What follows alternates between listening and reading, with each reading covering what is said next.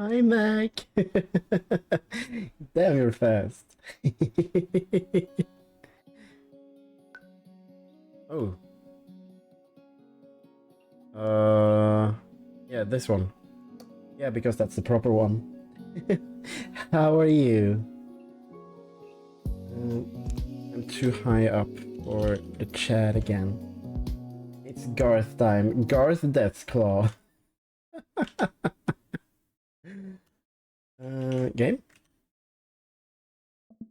There we go. I am very good. I have had a day, and I've been kind of productive, and I have done some paperwork. I have finished most of that paperwork within a timely manner. Why is my phone doing bad? It hasn't done that for a few streams. Yeah. Now I'm just waiting for the phone to stabilize and shit, and then we'll properly start. Also, the music is super fucking loud in the menu for me. It's perfect for like starting soon for the starting soon screen, but yeah. Ooh.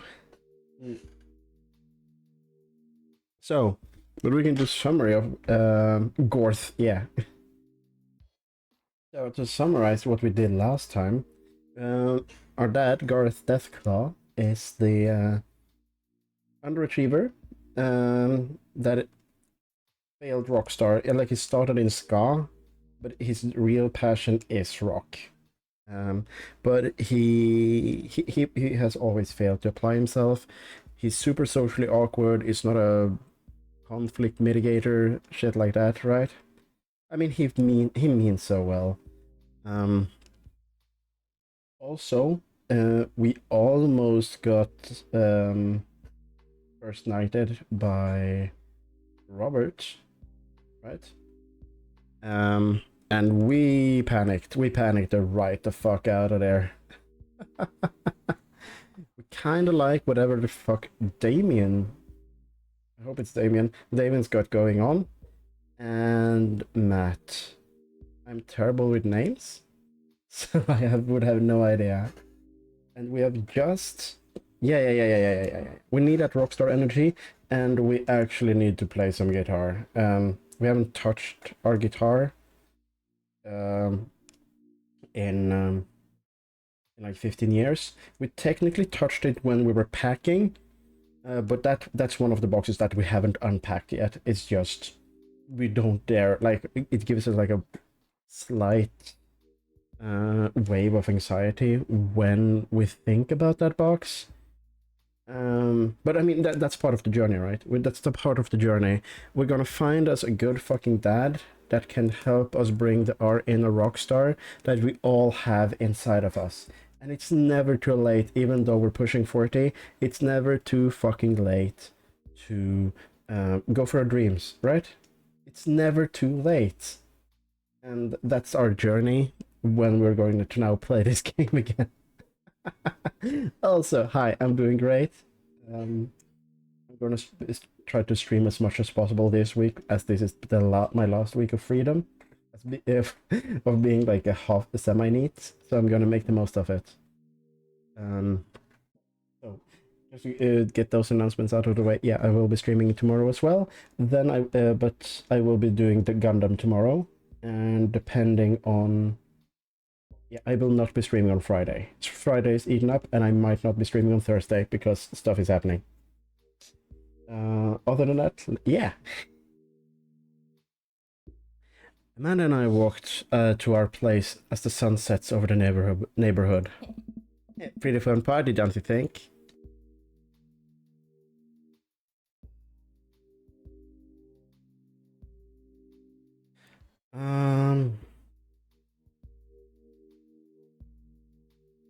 Yes. I don't think I can get. Okay, we'll chat about that later. Okay, Mac, that's a promise. We'll get a date for Portal. Yeah. Yeah, I just realized I had started to play too many games that I need to finish. But yeah, that would be so much fun. I felt it was more like a networking event. I'm gonna get a LinkedIn notification out of this. I just know it. You don't think it's nice that people want to connect with you? Not with their affection jams up my inbox. Metaphorically speaking. Well, hey, at least you met some cool other dads. You should hit him up on Dadbook. Maybe I will, if I ever figure out how social media works. I mean, I already said that I have a LinkedIn. And that's kind of a social media based on the fucking shit I've seen on it. I don't have a LinkedIn.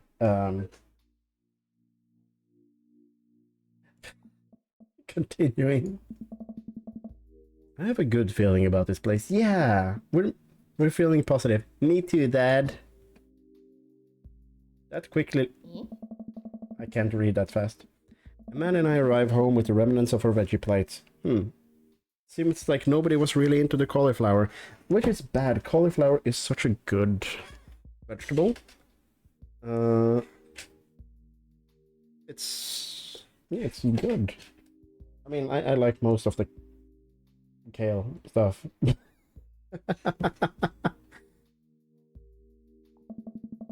Any big plans for this evening? Actually, yeah. I'm going out with some friends. Oh. Is that okay? Of course. Just keep me posted and be home before midnight. You got it. And be careful. I will. Make good choices. Of course. And call me if you need anything. Dad, you're not gonna do the thing where you wait silently for me to come home in the living room with all the lights off, are you? What? No, I've never done that, and I never will do that again. Okay. You got any plans tonight? Exactly, yeah. Exactly, Mike. Like, one of my comfort meals, also because it's so fucking cheap to make, it's like a cauliflower soup. Because you get, like, the powder soup, and then you mix it out with water and milk, and then you just cut up some broccoli and some cauliflower and that shit. Just good. If you have some garlic bread by the side, ooh. Yeah, that's just a comfort meal. Is it spicy? No, it's quite the opposite, but it's very good. It's very mild and comforting and filling. My plans were kind of to eat ice cream and watch TV with Amanda, but I'll find something to do. I'm gonna work on some stuff. You know, that stuff. Just relaxing tonight. Have fun, okay? Great. See you later. I watch Amanda drive off into the night. I really hope she has fun. I plop down on the front of the TV and turn on some Wine and Dine Mastermind with celebrity chef Gavin Chapman. Looks like Gavin's making a roast rack of lamb with rosemary mashed potatoes. Hey Bill, how you doing? How gay are you feeling today? I'd love to be able to cook like that. Although I think I was actually good at cooking. I'd use my powers for evil. Like just making baked Alaskas all day instead of any food with real nutritional substance. Man, Gavin Chapman has just caught that thing on fire, but he meant to do it. What a professional. I lost track of the time as I blazed through several episodes of Wine and Dine Mastermind, and also one episode of some cooking show called Meat Hell. I'm not sure what that one was about, but it was a lot of yelling.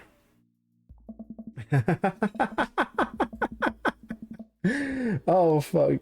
Yeah, okay, so the one stream where you hear from the beginning, Chris, is not a Mechanica stream. That's...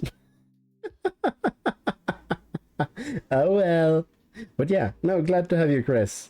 Always glad to have you. I glance at my watch. It's almost midnight. I could check it. I should check if Amanda sends a text. Hey kiddo, you good? I wander into the kitchen as I wait for a reply. Amanda's phone is almost always in her hand, so I'm sure she'll respond soon, unless she's driving home right now, in which case I hope she doesn't respond soon, because I definitely taught her better than to text and drive. I reach into the freezer and grab an ice cream sandwich. It's a little late for this, but I think I've earned it after a long day of socializing. I check my watch again, and then my phone. Nothing yet. Okay, I see it now. I'm worried. Do I call her? Do I call the cops? No. It's too soon for that. I just sent her a gentle reminder text. What's up? Half an hour passes. Now I'm really worried. The episodes of Gavin Chapman's Meat Hill are not only assuaging my anxiety, but possibly exaggerate. I know how to pronounce that word. It with all the yelling, so I keep pacing around the house, waiting for her to come back. Why didn't I find out where she was going? Is she even with? Why I don't know any of her friends' phone numbers? Why don't I even know all of her friends' full names? Who is Emma P? I decided to send her another text. Well, we'll we'll get to it, Bill. Also, hi, Tavar. Thank you for correcting me. Amanda, please text me and let me know you're okay. I can't help but think of all the awful things that could have happened to her. Oh, thank God it's her. Amanda opens the doors and shuffle in. Finally, she's back home. I'm so glad she's okay. Zap. Sweetie, thank God. Only dads, yes. Thank God you're safe. Yeah. But now that I know that she's okay, I'm really mad. Why didn't you answer my texts? Amanda pulls her phone out of her pocket. Oh, whoops, I guess I didn't see those. She starts to walk into her room. Amanda Ann. Whoa, you're pulling at the middle name now? Amanda? You came home an hour and a half later than your curfew, and you didn't respond to any of my texts. You really freaked me out. I was about to call the cops. Dad, you're seriously overreacting. You're not going to be like this when I go to school, are you? I was scared. I'm going to be honest with her. I'm not going to pull this bullshit. I was scared for her. You weren't responding, and it was just like when your mom... I have to stop myself from tearing up. Hey. Oh, Dad, I didn't mean to... Yeah, we're guilt tripping the hell out of this little girl. She needs to learn. I sit down on the couch and put my head in my hands. I feel very tired all of a sudden. You really scared me. Just... Please don't do that again. Alright. I'm gonna go to bed now. Also, it's better to just be honest with kids, because... I mean, she's an adult now. She's 18, so... you can do this earlier with kids, like... Don't chastise them, but show them the damage that their behavior causes. And let them, like, feel that for a bit, right? Because kids care about their parents, and they don't want their parents to hurt. And, yeah. You look out for each other. No! Fuck off, Tav. Fuck off. Bad advice. Bad fucking advice. Jeez. As I'm falling asleep, the one thing she said keeps echoing in my mind. You're not gonna be like that when I go off to school, are you? I definitely didn't sleep well last night. I brewed some strong coffee and make some scrambled eggs for Amanda as a peace offering. She eventually wanders into the kitchen. Hey. I thought about what you said last night. Oh yeah, definitely. I should have texted you. I said I was gonna do it and I didn't. I honestly just didn't even think about it. I'm really sorry, Pops. I won't do it again. See? Reconciliation. And now we go in for the big hug and forgive her because she has now learned her lesson. This is parenting. Take notes, boys. I know you don't have kids. Well... Sorry for freaking out on it. Sorry for freaking out on you. You're an adult now. I shouldn't have gotten so worked up. Because this goes both ways, yeah?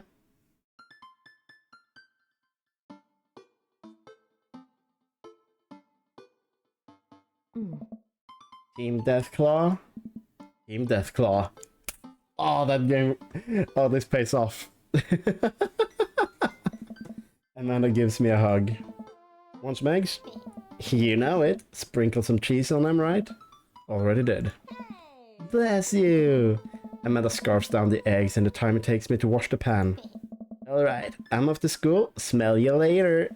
Wait, one more thing before you go. What? What's that book? Aww. It's a social media platform. Wait.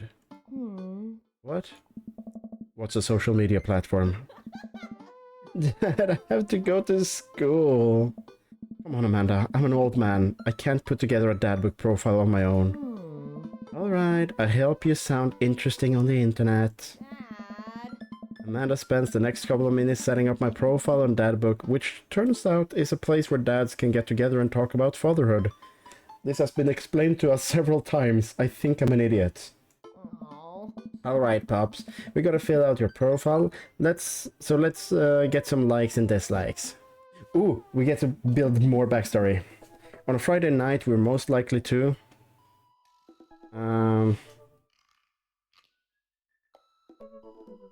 Are we gonna be... Okay, so... Yeah. Dadder. How honest are we going to be? Because honestly, we've been sinking blissfully into oblivion because that's the only place where our anxiety can't get to us.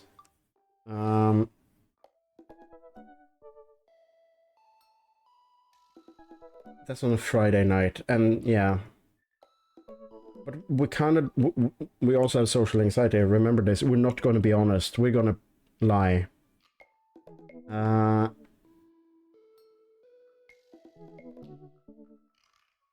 We want to sound cool, but also fun. We will torment my child with dad puns. Because that sounds fun, right? Not that we kind of do that, but this is not like our standard Friday plan.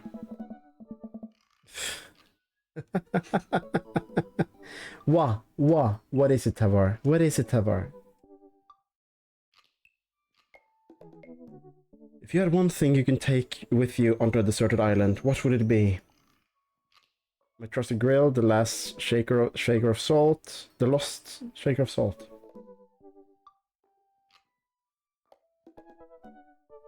Oh really? Do you think my anxiety-riddled, flex-needing, self would be able to see through my own bad lies? No. Is it a terrible lie? Yeah. I don't know that. I'm an idiot. Clearly. Can't put it together a fucking profile. Holy shit. A boat, obviously. No, we're trying to flex, right? Slightly flex. I don't need anything. My survival skills have trained me for this day. We have watched so much History Channel, we know how this works. What are your turn-ons? Oh god. Oh shit.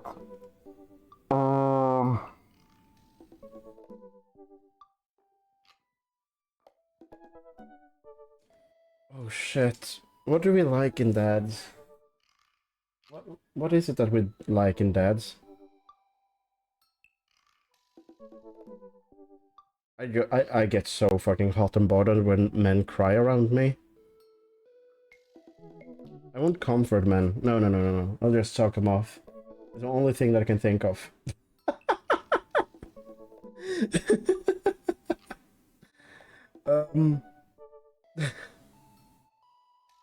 Like, this seems like going on a bit strong. We're not totally, like, out of the closet, kinda. We're, like, a bit awkward with our feelings for men. Top tier grillmanship, this is standard. This is a safe turn on, right? What did you want to be? Oh. None of these are rock stars. We wanted to be the president of space. Oh, I'm aware. I'm aware. I'm trying to immerse myself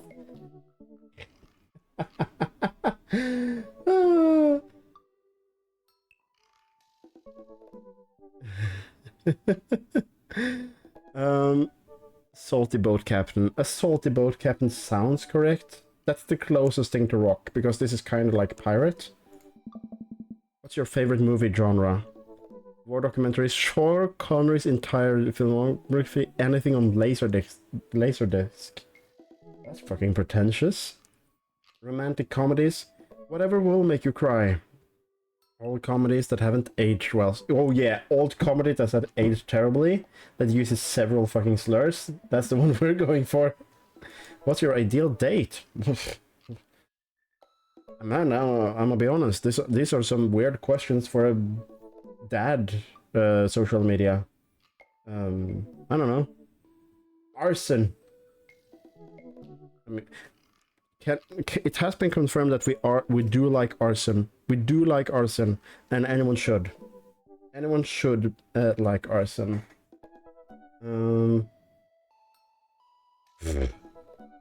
Napping together. Trying to geocache but getting hopelessly lost. Being emotionally no, we're gonna go with arson. He's slightly anarchist. We had a ska group that was called the Scanarchist. No, the Communist Manifesto.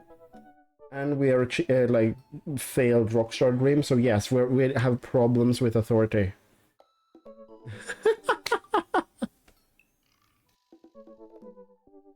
Of course. So we're gonna go with arson. What do you do when you leave home with... what you never leave home without? Sensible cardigan, my sick vape, bro. A book, word jumbles, and a pen, a cool knife, my crippling low self-esteem. I frequently forget my phone case and wallet at home sometimes. It must kind of be one of these two. It depends on how real we want to be. We're not gonna go here. I feel like that's going on a bit too strong. It's true. But we're gonna be honest about this one because it's kind of like self-deprecating humor, and we find that kind of charming. I spend a lot of time thinking about conspiracy theories, how proud I am of my child. We do that. Potentially ends of the world, we also do that. If I'll ever be able to love myself as much as I love my girl. No, we don't. We haven't gotten this far even. Because we don't think it's realistic to love ourselves at all. When I can get the next cup of coffee. Okay. How proud I am of my child. Profile complete. See, it wasn't that hard. Yeah, that was actually kind of fun. I could actually spend all day here just looking at people's profile. Yeah, you could, couldn't you?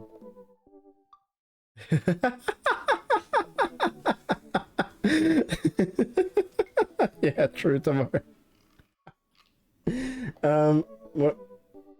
Also, the kind of what's your turn-ons while our daughter is writing it in for us. Yeah, you should mention one of them. More than one of them. All of these dads seems pretty interesting. Okay. I promise I will make some friends. What's our day job? I don't think that has been established at all. We've been sleeping. To be fair, I think we just sold our house and then moved into a smaller house, so we probably made like a huge fucking surplus on the housing market. Though we moved into a cul-de-sac, so we might have actually had zero nets.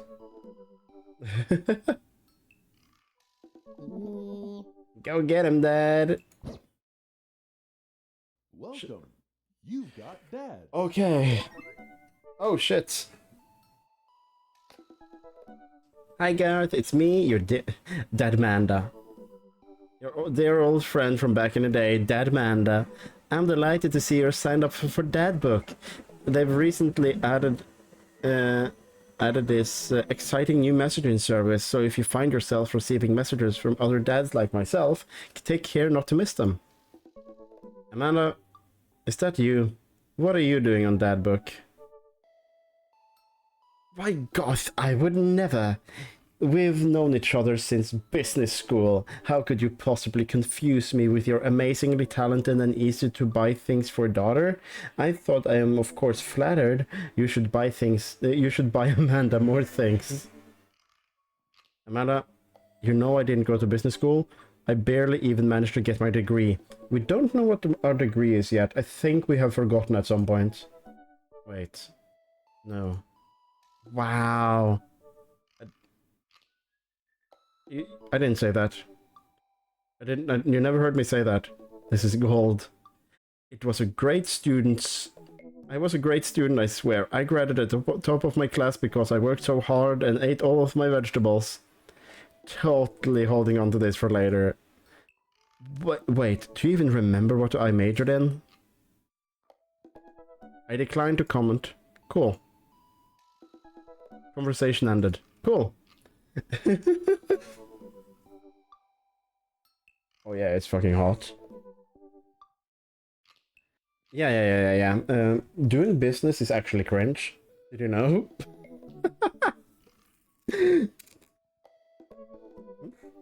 Why the hell have I gotten a fucking thingy?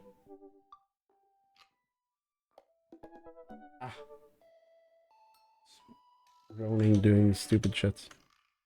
Damien do look like a vampire, and that is big points, right? So me, right? It would be Robert. He already kind of like he really got that dangerous dad vibe, but also kind of the cringy edginess that you get with what's it called? Shadow the Hedgehog. He's Shadow the Hedgehog. I'm into that. Matt, he's sweet, but I would need to know him better because he's a fucking hipster. He's a fucking hipster, and that's kind of hot. But like 90% of hipsters are kind of cringe. And I'm gonna be for real with you. That's cap, you know.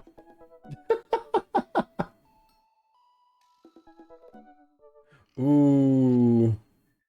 Oh yeah. I'm surprised shithead worked actually.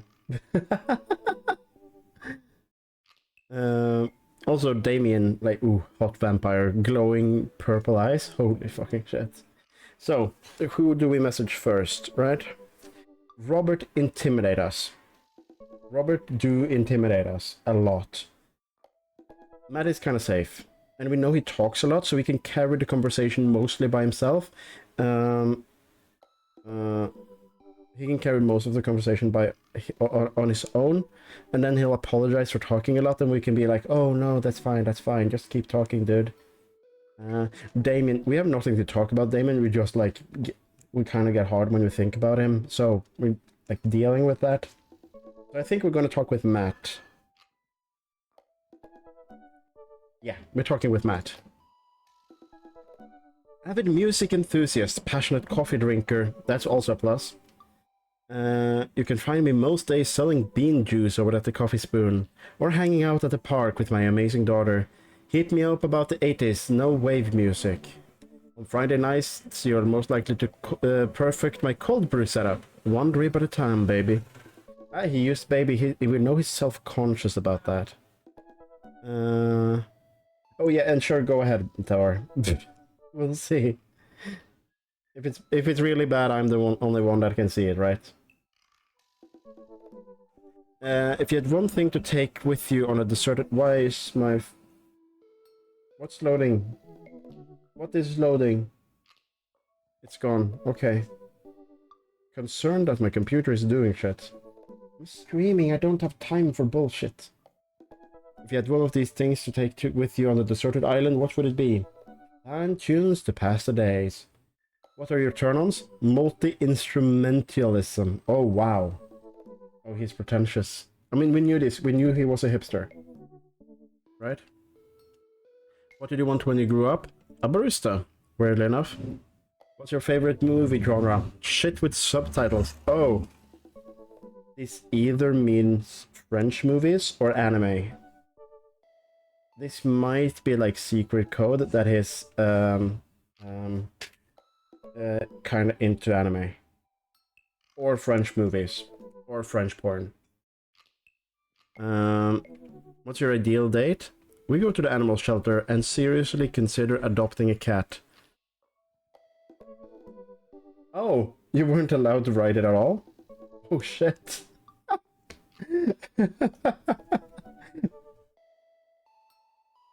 Oh shit. Can you send it to me in DMs? Because now I'm kind of curious.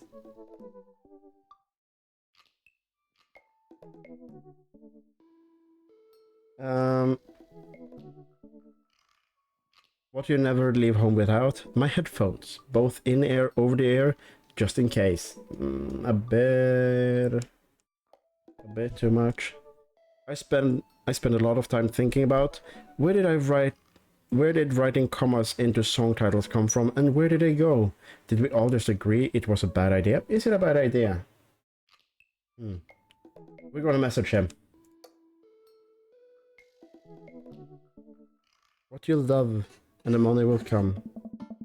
I navigate to Matt's dadbook page and type out a message. What's up? Hey man, great getting to see you at the barbecue. We should definitely hang, so you're free later? A minute or two later I hear a ding to see Matt's response. Hey dude, I'd be so down for that. I'm actually catching a show tonight at the Soundgarden. Wanna come out? Whoa. That's not... What's Soundgarden? Oof. Man, it's a concert venue, but also a band that a lot of people listened to back when it was cool to have soul patches. Oh man, I haven't been to a real concert since Amanda was born. Am I ready for this? Okay, we are intimidated. We are big time fucking intimidated right now, okay? Well, I'm thinking, another message pops up on screen. Pup is playing tonight. Cool little indie pop punk rock band out of Canada. Should be a fun one. Oh, rock. Okay. Yes, we kind of want to do this. We love rock. We kind of punk. I didn't know you were allowed to string that many words together to describe a band. Whatever. Let's get out of our comfort zone. I didn't see that last one. What the fuck? I log out of that book and think for a second. Wait. When was the last time I went to a concert? I mentally backtracked decades through my memories of denim jean jackets and moral panic over teenage turning into the occult. Oh god, I had a mullet back then. Oh god, I thought it was cool. Oh god, other people thought it was cool. I really remember the strange 80s prog rock I used to listen to, and mentally envision all of the airbrushed vans in the parking lot. Man, how did anyone survive the 80s? Hello. Welcome. Okay. So I haven't been to a concert in a long time. What do you even do at the concerts now? I spend most of the days pacing around the house and thinking about my relationship with coolness. I mean, I always thought I was cool, at least relative to a bunch of other dads my age. Dad, what are you doing? I look over and see Amanda at the door, just getting home from school. Wow, we have been unproductive. Amanda made our profile, we sent 2 messages, and Amanda is back home. We are a travesty. Her eyes are a little puffy, almost as if she'd been crying. No! Hey, what's wrong, Panda? Nothing, I'm fine. I just got sad because I realized that society collectively refuses to take pop music seriously, despite the fact that some of the most interesting music innovations are coming out of that genre. Thank you. I just think it's just yet another thing that we write off because we can't take young women out of their interests seriously.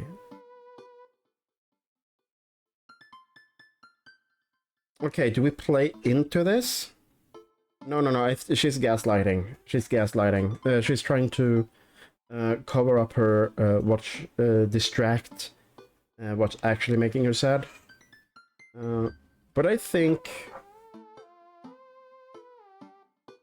Do we play into it to make her comfortable? Or do we ask? We're socially inept, we're going to ask.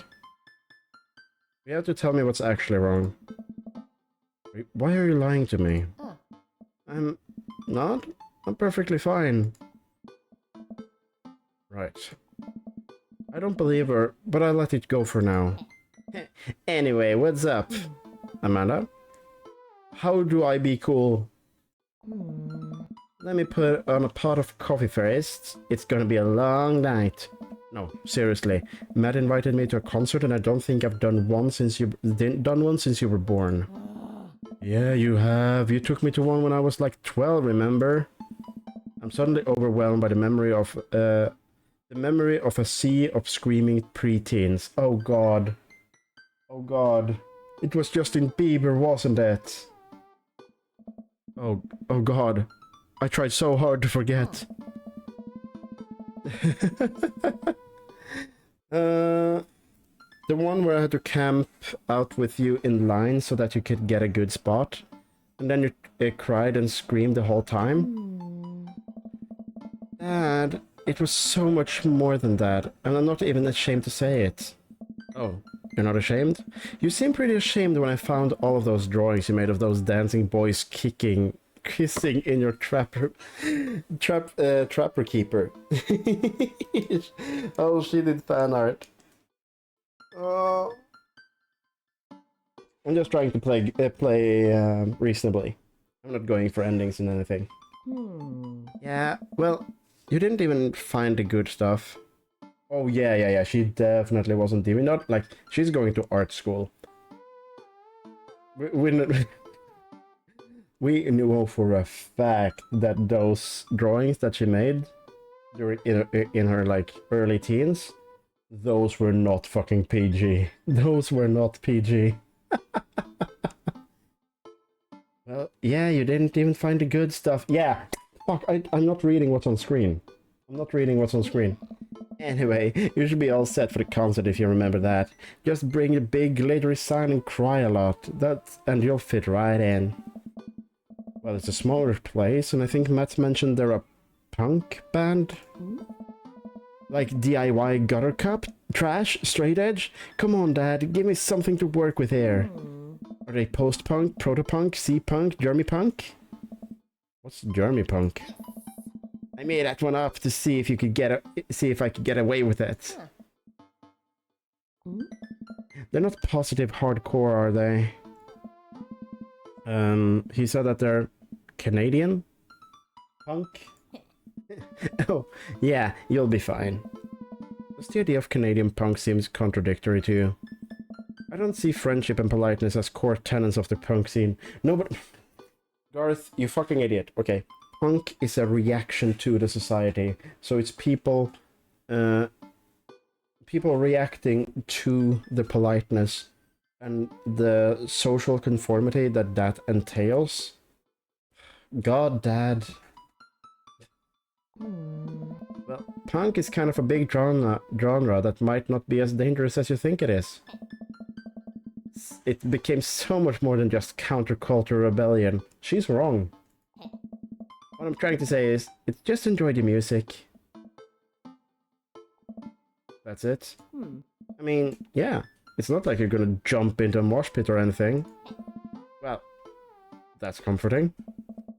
And if a strange dude in a Set You Goals hoodie offers you to buy your merch, don't accept. And definitely don't go on the 3 awful dates with him afterwards where he takes you to a nice restaurant and then forgets his wallet literally 3 times in a row. What? Never mind. You just have a blast tonight.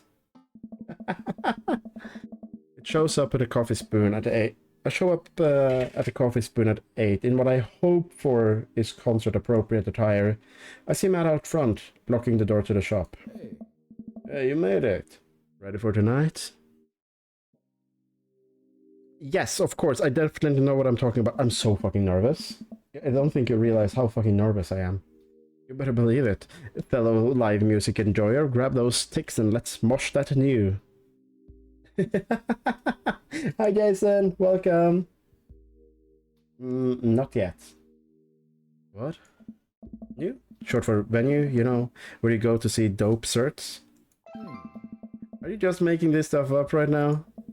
Man, I gotta admit, I haven't been to a real concert since like Pet Rocks were cool, and I have no idea what I'm in for.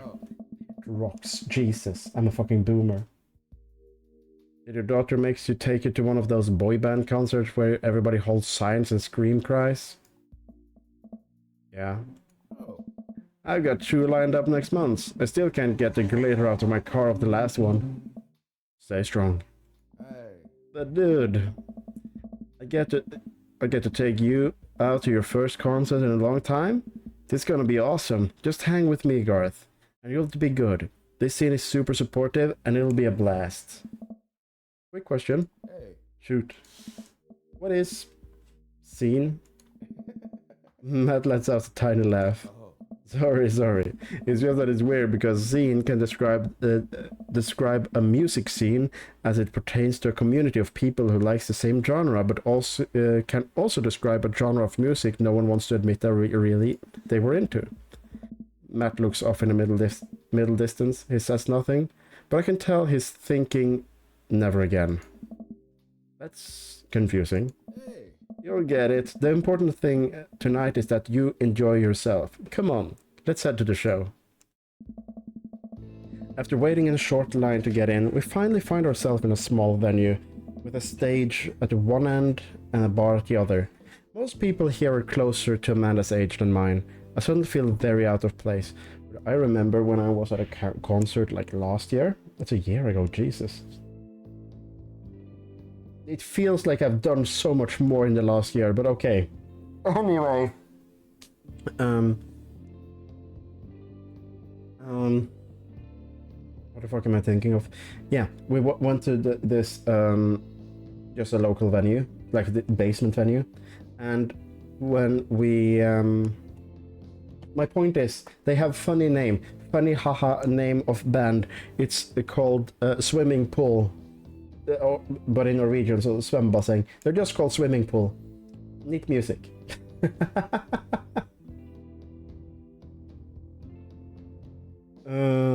Yes. My waning youth is showing. I'm suddenly aware of my morality. When were the good years of my life? Will Amanda still love me as we both grow older? Wait. Is C-punk actually a genre? You made it! A younger kid runs up and high-fives Matt. The kid runs off and Matt turns to me, shuddering. I get nervous when people surprise high-five me. Me too. I'm like a small animal. Loud noises and large groups of people frighten me. Dude, he's so fucking comfortable in his masculinity just saying this. This is the opposite of toxic masculinity. He's not being... not doing the deprecative humor thing. He's just being comfortable with... yeah, what makes him feel uncomfortable and also making fun of it, but not in the way that, oh shit, I'm so shit, ha ha ha. Yeah. He's definitely hot, but he's a hipster. So... Do you also enjoy curling up in a patch of sunlight to take a nap? That's my favorite thing to do. A couple of others notice that Matt's in the crowd and yell, hey as well. Matt waves and hugs a couple of people. He seems really in his element here. He's like super social. So awesomely comfortable in his masculinity. Matt turns his attention back to me. I'm so afraid of all of these people. Oh. Let's go grab a beer. Matt and I lined up at the bar in the back, where a couple of older concert goers hang out. A couple more people notice Matt and tip their drink at him. Seems like you're a popular guy out here. Yeah, I go out to shows, which is really cool. I go to a lot of shows. This is a really cool spot. But it's times like these I realize I can only be charming and funny for about 5 minutes before I run out of stuff to talk about. When I become keenly aware of where my hands are. And that there's no comfortable place in your mouth for your tongue to rest. God damn it, where do I put my tongue? See? Well, I've known you for about 5 minutes and I still think you're charming and funny. Just you wait. We grab our drinks. Okay. What I think is happening is that Matt has been bottling up a lot of this emotion. And we were kinda on the wavelength, like finding a wavelength on in our first chat with him. So now he's just oversharing a little bit. Because he needs to get this off his chest. Because, yeah, what I'm thinking then is that he doesn't have any other people to actually, like, vent to. This is a precious boy that needs... He needs a friend. He needs a friend. This scene seems real friendly. I don't know why people wouldn't want to admit that they're listening to it. Let's check out the merch.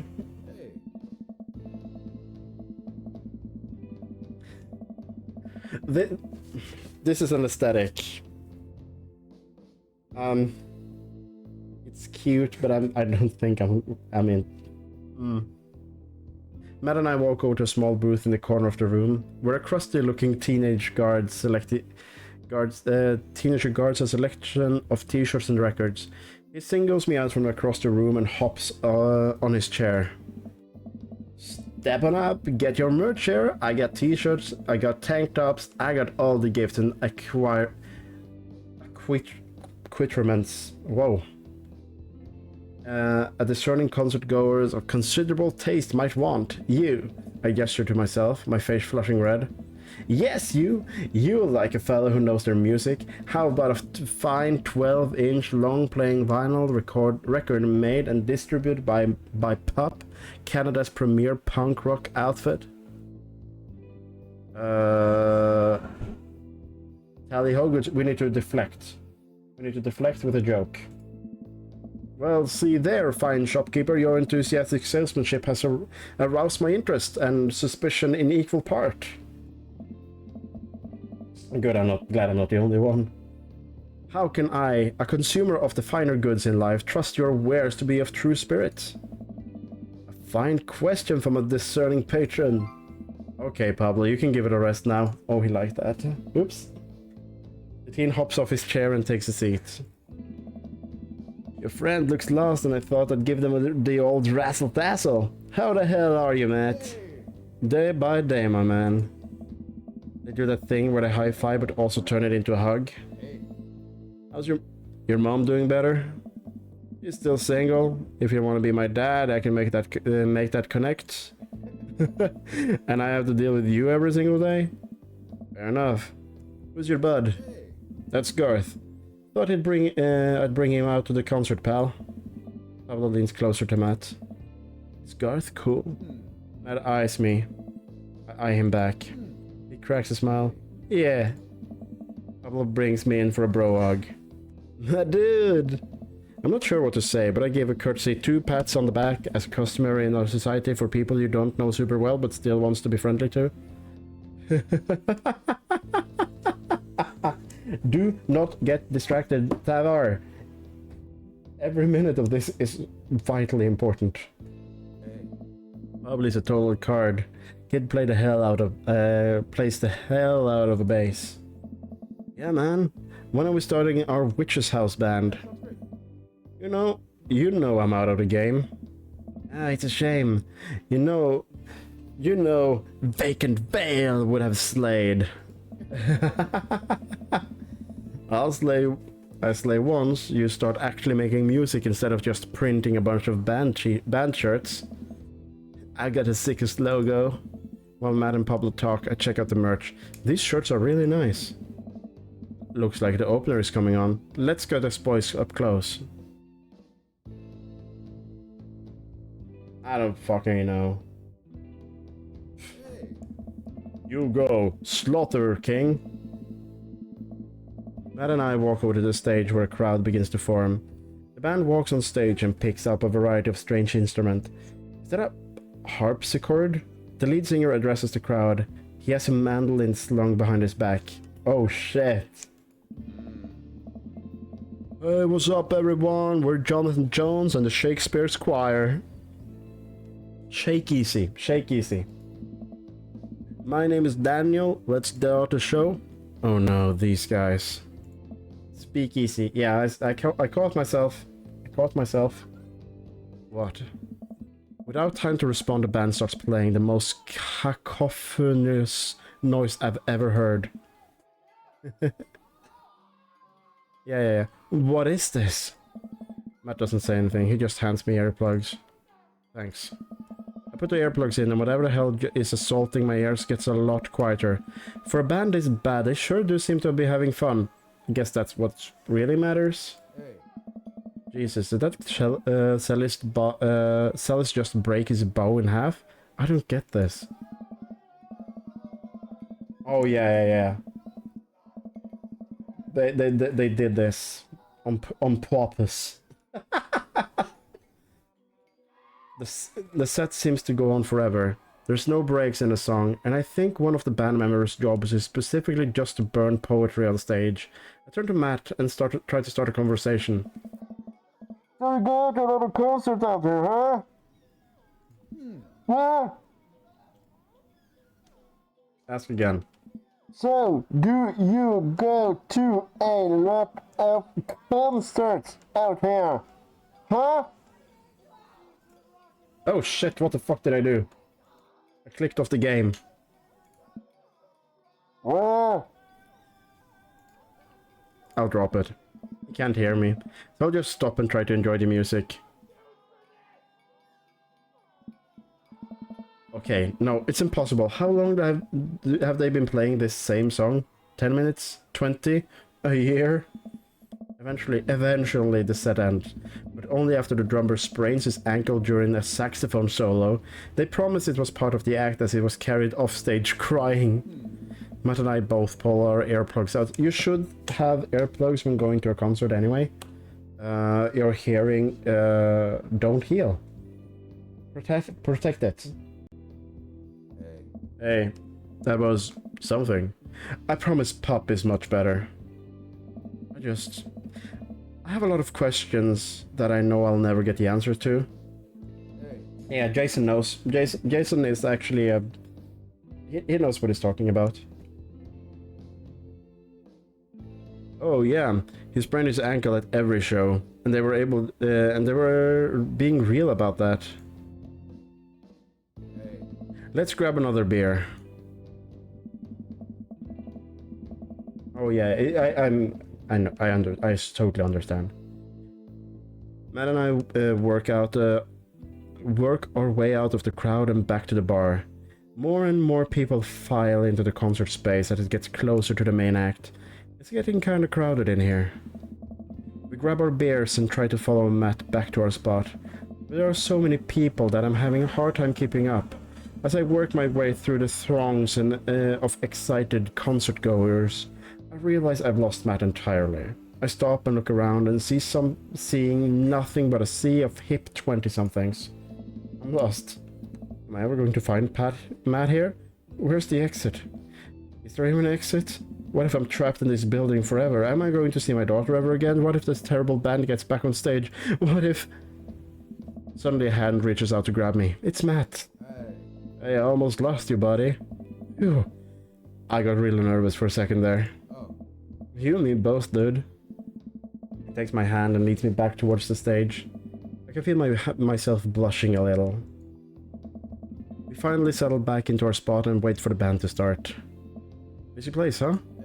Yeah, Pup really brings out a crowd. So you go to concerts a lot? Oh yeah, this is one of my absolute favorite things in the world. I think it's one thing to listen to music and connecting with it, but when you're in a room full of people connecting with the music in just the same way that you are, that's magic. That is true.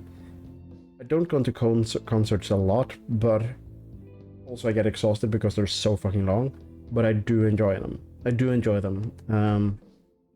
want to do them too often. One, they're expensive, and they're very expensive. Can be very expensive, but they're good. They're good. There's so good atmosphere, and somehow I keep meeting people I know at them,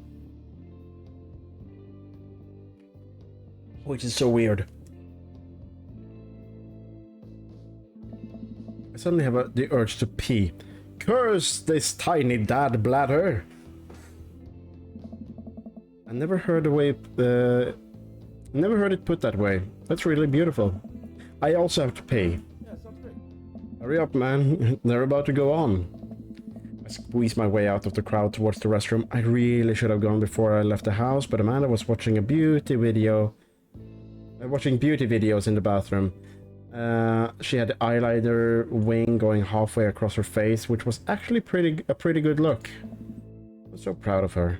Knowing how to do makeup and stuff. I want to learn makeup. I make it to the restroom, finally.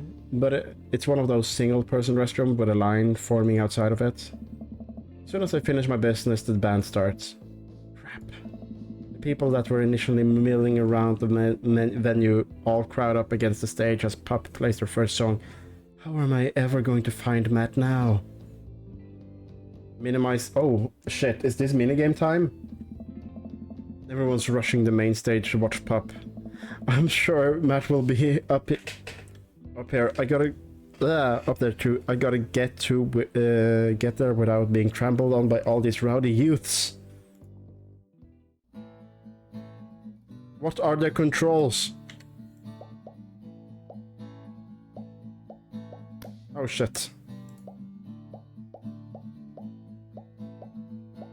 Shit. This is the part of the game where you should have been hearing a licensed tune.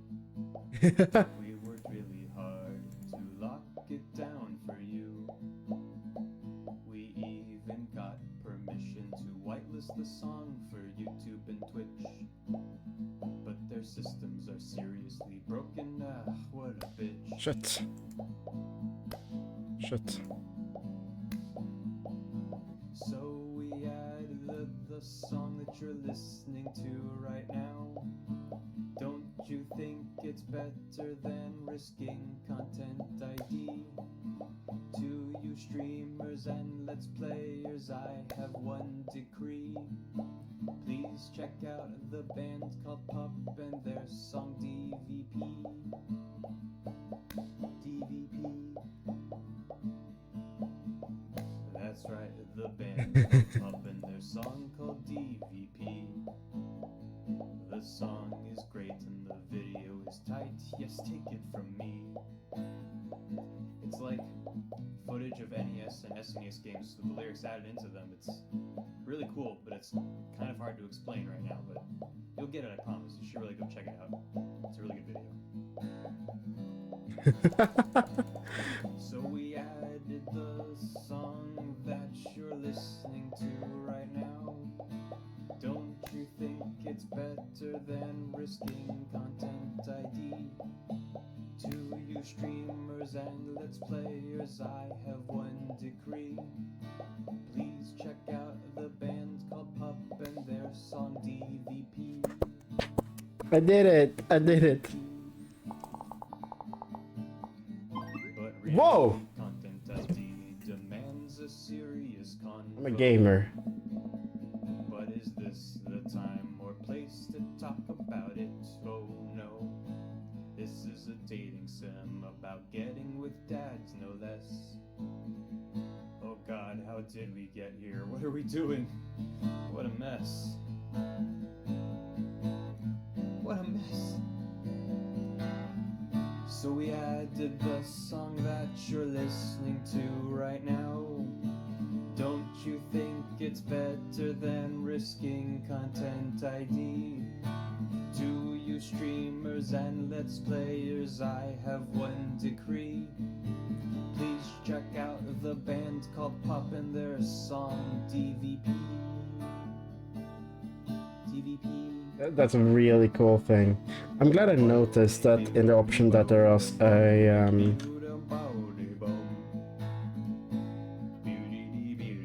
that was an option to make the game stream safe. That was randomly because I looked into the sound settings. But yeah, this is really cool. I'm finally able to work my way through the crowd to where Matt originally was, but he was nowhere to be found. Shoot. Well, I guess we should keep look. Oh yeah, definitely. I bumped into into from behind, and I find myself in the middle of a bunch of youths running around in a circle to music. I'm in the pit. Oh shit. How do I get out of the pit? Out of nowhere, a youth shoulders himself into me and keeps moving in a circle. Hey! I guess I'm moving in the circle now. I frantically search for a way out, but all I can see is an ocean of youths rhythmically slamming into each other. Another youth slams into me. I lose my balance. I'm about to topple over. This is it. This is how I die. Trampled under the boots of counterculture. Someone grabs my hand.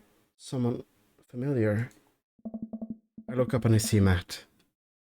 He pulls me back up onto my feet. You're wild, dude. Matt throws his arms around me. I'm jump back into the circle, bashing into youths left and right, as Pup plays a killer solo. I didn't know you messed with the pit. Oh. Me neither. I can't believe this. I'm having fun. I'm a little mad that I didn't stretch before physical activity, but I'm having fun! And the song ends and the pit finally dissipates. Everybody cheers for Pup. Maybe I only got enough pit energy for one song. Yeah, alright man, let's retreat. We'll see how these kids, we'll show these kids how it's done another day. Oh. There we go. We work our way back to a more comfortable spot in a crowd, and we enjoy the rest of the show from a safe distance. Pup put on an amazing set, and basically had to beg themselves upstage after the encore. With the concert over, the crowd starts making their way to the exits. Yeah, sounds great. Hey, I'll meet you outside. Gotta say bye to a couple of people. I hang outside the venue until Matt finally shows up. Hey man, thanks for waiting. I got you a present. Oh, gifts. Matt hands me the t-shirt I was looking at earlier. Whoa, thanks man. Hey. I saw you eyeballing it back at the merch booth. Hey, dude. I mean, anyone who tears up at that hard on their first time back to a concert deserves their reward.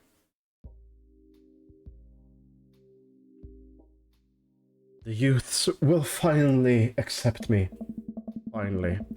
I will be able to influence their infiltrator ranks and defeat them not only on the field of battle, but as we have done today, on a grander scale. We'll see you in the world pit, youths. Hey Matt. Oh. Hey, it's Pup. These are apparently real people. You can tell by the slight art style change, I think. These feel more real. And as we'll learn, that Pup is a real band. Check them out. I have no idea how they sound. Hey dude, I didn't realize you were here. Hey. I'm so glad you can make it. You guys put on a great show. Thanks. Well, I should add like a reverb to my voice because it seems like all of them are talking in unison. Like all bands do. We'll see you around. Wait, you know Pup? Hey. Oh yeah, I met him a couple of times when I first started touring. Good kids. Whoa. Hey. Come on, let's grab some dinner food. I suddenly realize I'm hungry. How hungry I am. Man, mosh pits take it a lot out of you. Matt and I walk to a tiny diner with a cute neon sign. We tear into some bacon and eggs in the corner booth. Hey. So, there I am in the pit trying to explain to the face tattoo guy that I didn't mean to elbow him in the face tattoo, but hey, he's already seeing red. Not from the tattoo, which conveniently, coincidentally, was red. He lumbering towards me and there's nowhere to go. Hey. And it's the end for me, right? When out of nowhere I get this idea, I just lean back and spread my arms just like that. I'm crowd surfing away from him in slow motion. You should have seen the look on his face. Hey. I bought him a beer afterwards and we were cool. We still follow each other on social media. Here's beautiful kids. Glad you guys worked it out. Oh. Yeah, man. We just go to shows that just goes to shows that punk's not dead. It just drives a minivan and has to hire a babysitter. So, did you get to see all of these amazing concerts? Hey, dude. Oh, I used to tour in a band. We were small, but we got to travel all around the States. Whoa. Yeah, I mean, we were poor and we had to scrape a lot together just to survive, but I wouldn't trade those experiences for anything. Oh. But yeah, that's how I knew a bunch of those people at a show.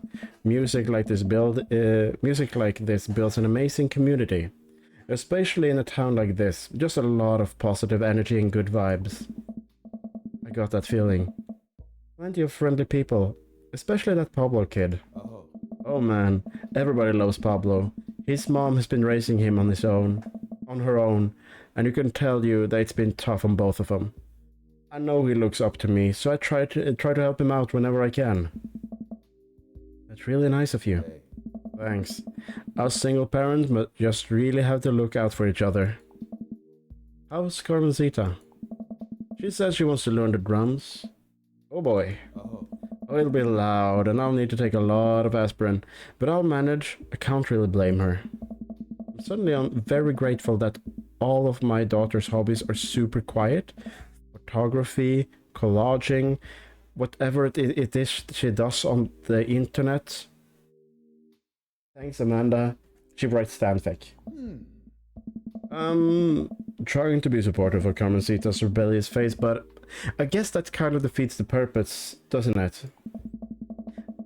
I think it would be a good daddy-daughter activity to find something to rebel against together.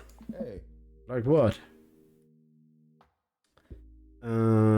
Big budget remakes of foreign films. Yes! I'm calling all you Americans out. All of you. Reading subtitles isn't that hard. I think we just have to strive as a society to be okay with reading subtitles. He and I laugh. We keep digging into our big plates of greasy dinner food. The breakfast I ordered for dinner is absolutely hitting the spot. Man, Hey. being a single dad is rough sometimes. It's a lonely feeling. I understand that all too well. I mean, at least we have the rest of the dads to talk to. Hey. Yeah, I don't know, get really nervous sometimes talking to people. Matt gets nervous talking to people, but it's so cool. Yeah, me too. I've never really considered myself an extrovert, and I really consider myself an introvert. Never really consider myself an introvert. I'm just uncomfortable in every situation, always. Hey. You're fine. You're actually easy to talk to. You know that? I smile. Matt and I spend the rest of the night trading daughter stories. Turns out our kids are a lot alike. We finish up our late night dinners and head out. We walk back to the cul-de-sac, back to our respective houses. Tonight was a blast, man. Loved it. Although, I'm probably gonna feel it in my knees in the morning. You and me both. I don't usually like going to these kinds of things alone. It was really cool to have you there with me.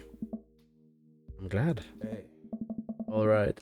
I'm calling it quits for tonight. Stay cool, man. He called me cool. Matt called me cool! I walk into the house with my heart in my throat. Amanda pops her head out from her room. Hey Pops, how was the show? Matt thinks I'm cool! Don't say. Amanda Panda, Matt thinks I am cool. Yeah. Blind leading the blind, huh? Wow, I just got dunked on by my own child. Unbelievable. Hey Amanda, remind me which one of us just tore it up in the pit at a punk show, and which one of us just spent 4 hours probably watching Tiny House Hunting Amish Triplets Extreme Edition? First of all, how dare you? That show is actually a classic. Second of all, you mosh in the pit? Who even are you? I am your extremely cool dad. Alright, I'm hitting the hay pops. I'll see you in the pits. Night, kiddo. Zoop! Oh. Oh, Jesus. Stats. Oh man, I just can't wait for your next hit. Oh, shit. We did well. This is a large number behind me, trust me.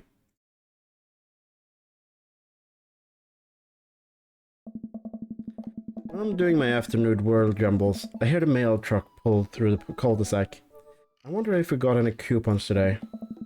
The nice mail person slides a couple of letters and a large yellow envelope through the slot. It takes a couple of tries for them to get it through. Hey, my coupons! That's how we survive. I take a close look at the large yellow envelope.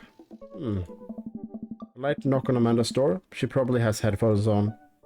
Amanda? She yells through the door. What? I have something for you.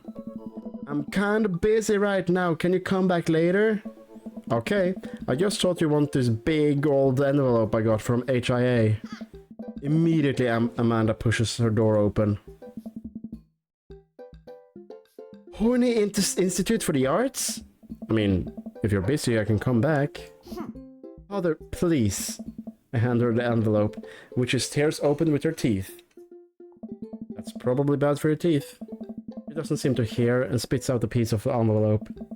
She pulls out the letter and unfolds it. And?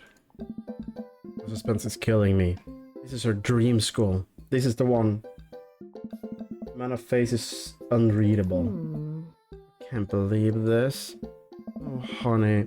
It's okay if you didn't. I got in! Oh. I got in! Amanda tosses the letter aside and gives me a big hug.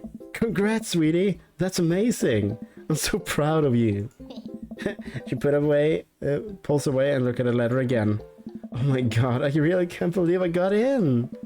Well, of course you got in. You're a great student. You nailed that interview and your photography is incredible. Oh no. Wait. Dad? Oh. I know this one's really expensive, and it's so far away. Think for a moment. HIA has one of those more was one of the more expensive schools that Amanda applied to. But I know she had it in her heart set for this for the longest time. It'll be tough, but we're gonna make it work. This is also, I'm sorry, Americans. Really? Of course. Amanda hugs me again. Thanks, Dad. Okay, sweetie. We're celebrating tonight. Dinner, your choice. Wherever you want. Yeah. Wherever? I mean, we shouldn't because we need to kind of like save up for her college. Right? Amanda and I walk along the bayside, tearing into our foil-wrapped burritos from a nearby food truck. You could have chosen anywhere in Maple Bay. Cost was not a determining factor. Please, Dad, you know I'm a simple gal. Just give me a burrito with a view. Can't say I'm mad. Amanda and I sit on a patch of grass and watch ships sail lazily through the bay.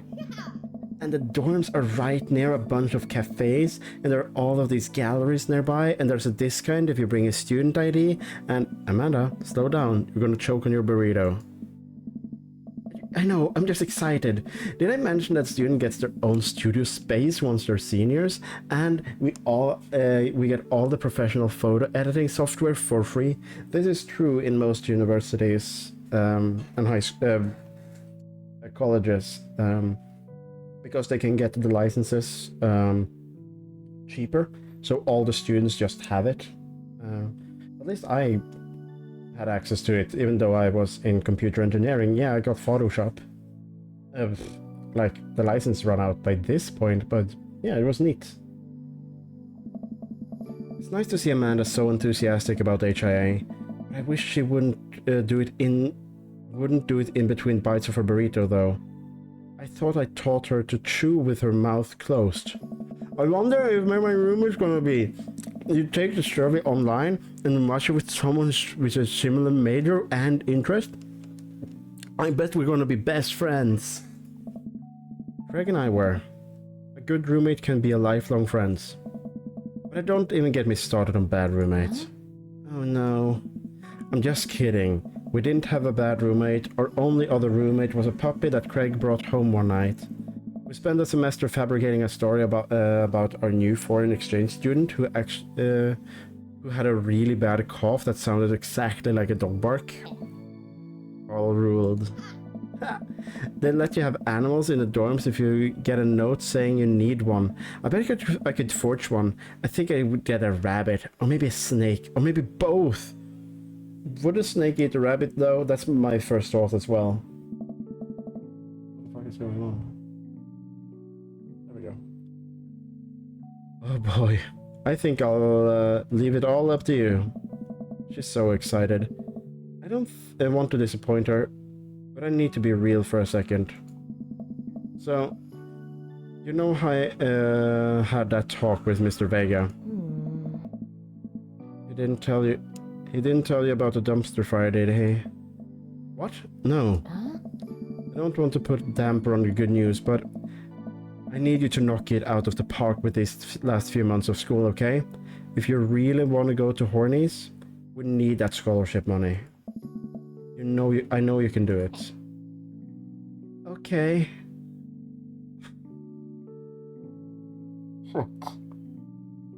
Oh.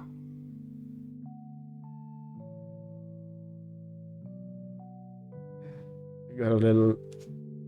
Oh, shit. I promise I'll try harder. Pat her on the back. Think you can handle a 14-hour drive back home for the holidays? There's gonna be some treacherous ice roads to cross. And don't even get me started on the paranormal occurrences. Well, it'll be worth it if it's to see you. My eyes immediately starts to fill up with tears. Yeah, I'm sorry. I get affected by the fucking game. Shit. Oh, Dad, don't cry. Sorry, I'm very, very proud of you. You're all grown up now, and you're such a good person, and I hope you know how important you are to me. Dad, stop. You're gonna make me cry too. You're late, honey. It's happening. Dad, I can't get tears in my burrito. It's gonna make it taste sad. I pull Amanda in for a hug and kiss her on the forehead. Tears are not bad. I tear up all the time because I'm happy. Tears are not sad. Tear means you feel stuff, and that feeling stuff is good. Nah.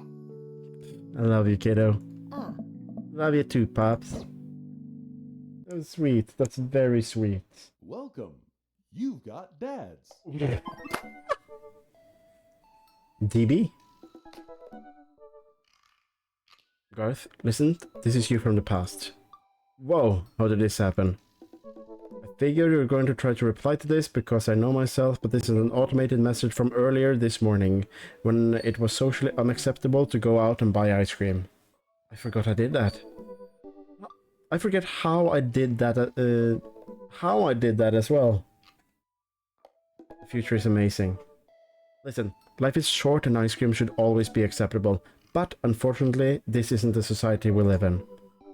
And it's less the society we live in and more the projection of my own anxiety about being judged by others. But you know what I mean. By the time you're reading this, it's certainly... it's a certain time of day in which nobody can bat an eye at which you're going out and buy ice cream. You know what to do. Goodbye, me. Yeah, we're gonna buy that ice cream. Fuck yeah. You know what? I've earned a treat. On the way home, I decided to stop off and grab some ice cream, which I fully plan on eat directly from the tub. Oh, I thought it was like where you hold it, but no. Spent a lot of time trying to figure out just which type of ice cream I'd like to eat directly from the tub. Rocky Road, pistachios. Oh, Amanda's probably gonna want some too. Better grab 2 tubs. She loves cookie dough ice cream, right? Cookie dough ice cream is disgustingly good. Hey, mister. Oh, wrong voice. I hate it when I do that, like, question mark, because I don't know what voice to use. I turn around and see Ernest leaning up against the wall of the convenience store. Ernest? You're cool, right? Oh no! Yeah, I'm cool. Oh no, dude, I'm so cool. I'm shocked you even have to ask, dude Meister. Oh my god, I asked the wrong person. Could you just help me out? Help you out? There's no fire involved, is there? Just clouds. So, if I give you $20, would you buy me e-liquid? Ernest? What's e-liquid? It's like, Gatorade, you know? Electrolyte liquid. I'd get it myself, but I'm banned from here for trying to run a grift on the cashier. A classic fiddle game. You know the deal. Oh, if we're talking about the balanced electrolytes, then I got you, little buddy. And I didn't know you played a fiddle.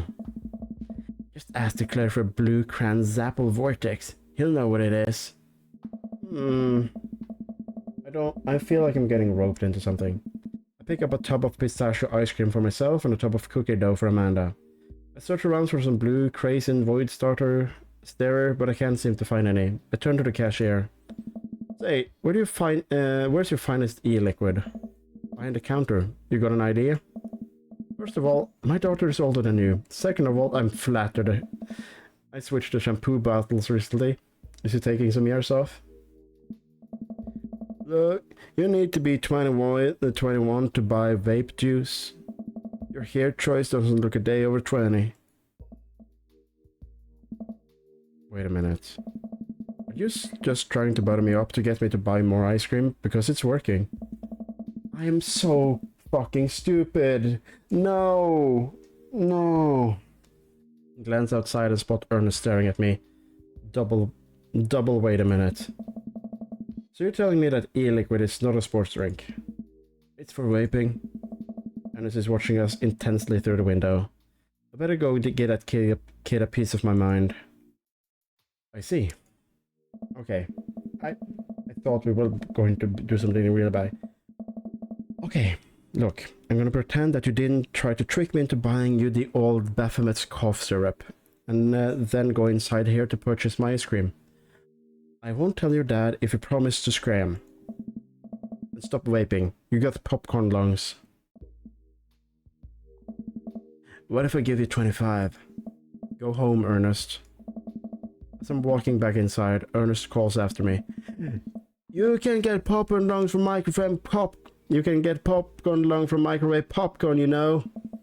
I no longer trust this child, but the more I notice, the mere notion strikes fear into my heart. Don't vape. Vape is bad for you. Speaking of which, Bill, tomorrow, how's your vaping going? I go back inside to complete my purchase with a good cashier. Thank you, kind sir, for the time and generous fair hair compliments. You got it, bub. I glanced out the window while I see Ernest still outside. Looked like he's trying to talk to some other poor sap. Guess I should go outside and save this other guy some grief. Wait a second. That's definitely a cop. Oh boy. I grab my tubs of ice cream and bolt outside. Ernest is already face down to the hood of a squad car. Ernest, did you seriously try to get the cop to buy you e-liquid? You know this kid? I'm friends with his dad. Yeah, we live in the same cul-de-sac. I know his dad. Listen, he's a good kid and... I'm this boy's father. I turn around and... What? Wasn't Ernest, Shit. What? Oh, do we have a situation on our hand? I am confused, because I don't remember the names of the... Can I see the names of the dad if I go here? No. Okay, we have a thing going on. This wasn't the dad I thought of. Either I'm stupid or something interesting is going on. I turn around and see Robert walking up the street and towards the convenience store. Ernest, what are you doing? I want a lawyer. First of all, good first instincts. Remember that you're not required to answer any questions from a police officer without a lawyer present. You're this boy's father? Yes, sir. Ernest likes to lash out at me like this ever since the accident. Oh, I don't like talking about it. That's fine. Robert gets a wistful twinkle in his eyes. Hey, It all started 7 summers ago. My hair was long then. New metal was still in style. And Ernest and I were down in Florida swamplands, scavenging for... Sir, I can leave you this... Sir, I can leave you to take it from here. Sounds good. Thanks, officer. Ernest, come along now. You'll be cleaning grot from the grain gutter for a week thanks to this transgression. The police officers get out of the car and drives off. I'm stunned by how cool Robert was there, just there. Thanks. I want to say, Richard? Ouch. Okay. Don't mention it, Hemingway. Got in trouble plenty of times in my life, just trying to do the good deed for the day. Will you buy me e-liquid if I give you 20? Child, I will end you. Hey, Garth, will you walk Ernest home with me? Sure. oh, Ernest runs ahead, presumably so he won't be seen with us, which is a thing I think kids do. He reminds me a lot of myself when I was his age. Well, maybe I wasn't as dumb. Seems like he tortures his dad. hey. Seems like he tortures just about everybody. He even stole your wallet. What? No, I pat my back pocket. I pat the rest of my pockets. He stole my wallet. Why are you doing this yourself? What? Robert points to my tubs of ice cream. One of them is for Amanda. Oh, I have no qualms with the quantity of the ice cream. You've purchased is a perfectly respectable amount of ice cream. It's the quality I'm talking about. oh. You work hard, Garth. You're a good dad. Don't you think you deserve top shelf ice cream? He's so adorable. Holy shit. But these were on sale. You're gonna treat yourself. Go big or go home. Real vanilla bean, real pistachio. You deserve it. Oh, We arrive at the cul-de-sac and Ernest runs into his home. That's boys the reason why we don't have prices in cereal anymore. oh. Catch you around, Garth. Robert tosses me my wallet. I catch it with a surprised look on my face. Wait, didn't you go with Matt? I'm confused. I stole it back. Keep it in your front pocket or use a chain like back in your ska days. Whoa, he's been Did we tell him about the ska? Yes, they're super fucking expensive. We have Ben and Jerry's, yes. I go back inside to my home, ready to spend the rest of the night with the 2 tubs of ice cream. Also Amanda. Welcome. You've got dads. Ah, okay, yeah, I get it. Okay, so... Yes, it was expensive.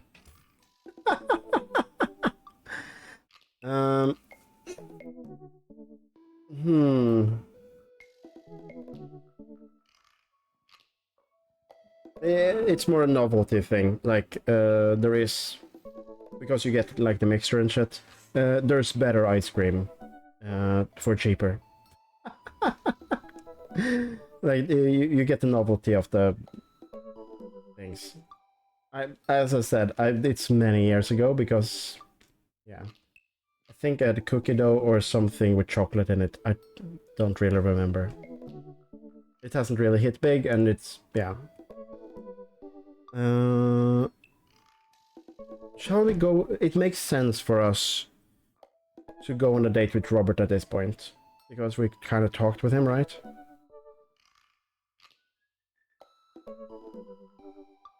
Oh, my favorite granola ice cream? I'm gonna go with like some salted caramel. I fucking die for salted caramel. Holy shit. Yeah. Yeah, this is the time where we go with Robert, we can kind of talk to him again, and maybe we can go on an ice cream date. Then, like, I think we will rotate Matt, Robert, and Damien, and then we'll see where we land, okay? Robert Small. He's supposedly a dad. I don't know his child. I don't think we met them. When the internet gains sentience and decides to destroy us all, you know it'll use this information against us, right? On Friday night, you're most likely make a deal in an alleyway, have it go badly. Who's the cop? Was it Giacomo? I trusted Giacomo. If you had one thing to take with you on a deserted island, what would it be? Gun. What are your turn-ons? Don't talk to me.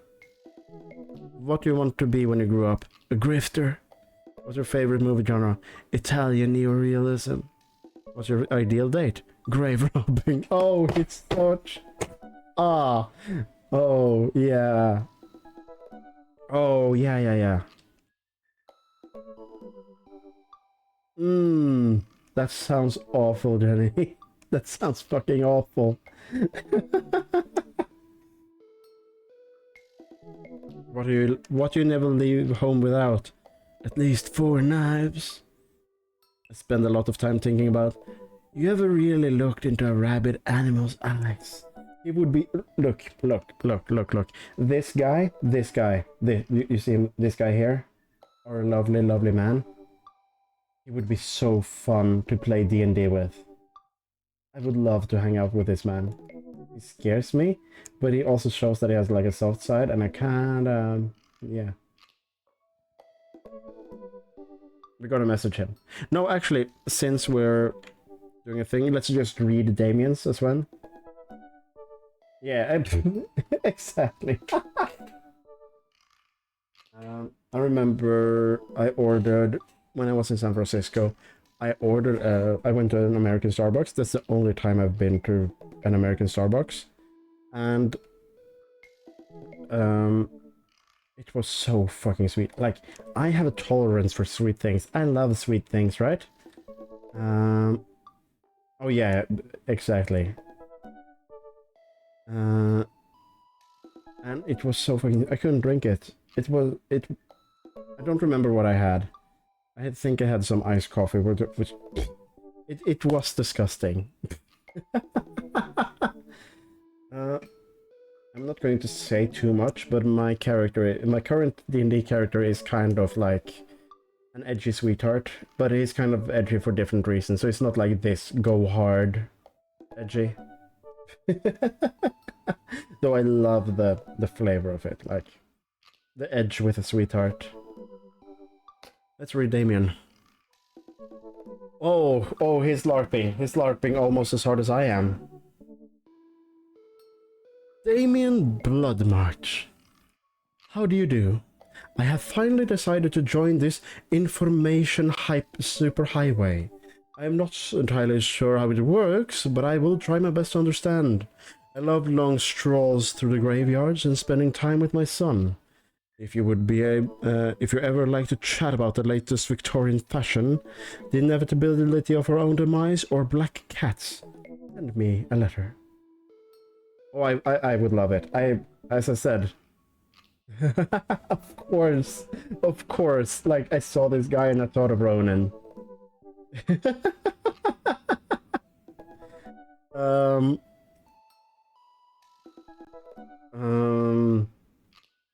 What am I thinking of?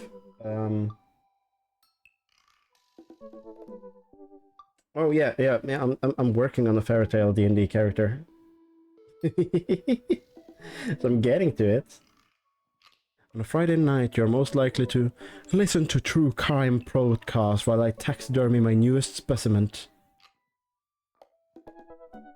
If you had one thing to take with you on a deserted island, what would it be? A coffin. What are your turn-ons? Pronouncing bosom correctly. What did you want to be when you grew up? A bat. What's your favorite movie genre? Foreign art house horror. What's your ideal date? It's night. We are at the Industrial Dark Wave Club in Berlin. The music drums to the beat of our hearts. What do you never leave home without? An upside down cross. I spend a lot of time thinking about mortality salience. What does that even mean?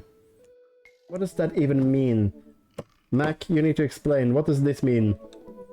Mortality salience. I don't know English. Okay, but yeah, no, this is the time to go in for the Robert, right?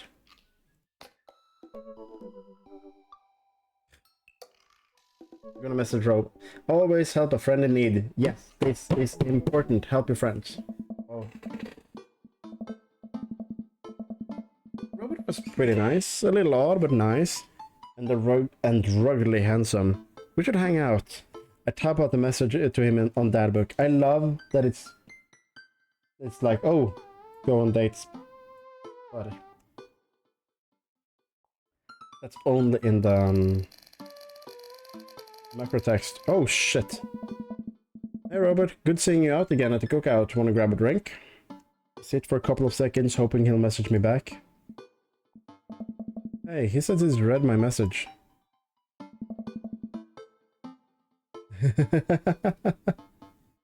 Ah.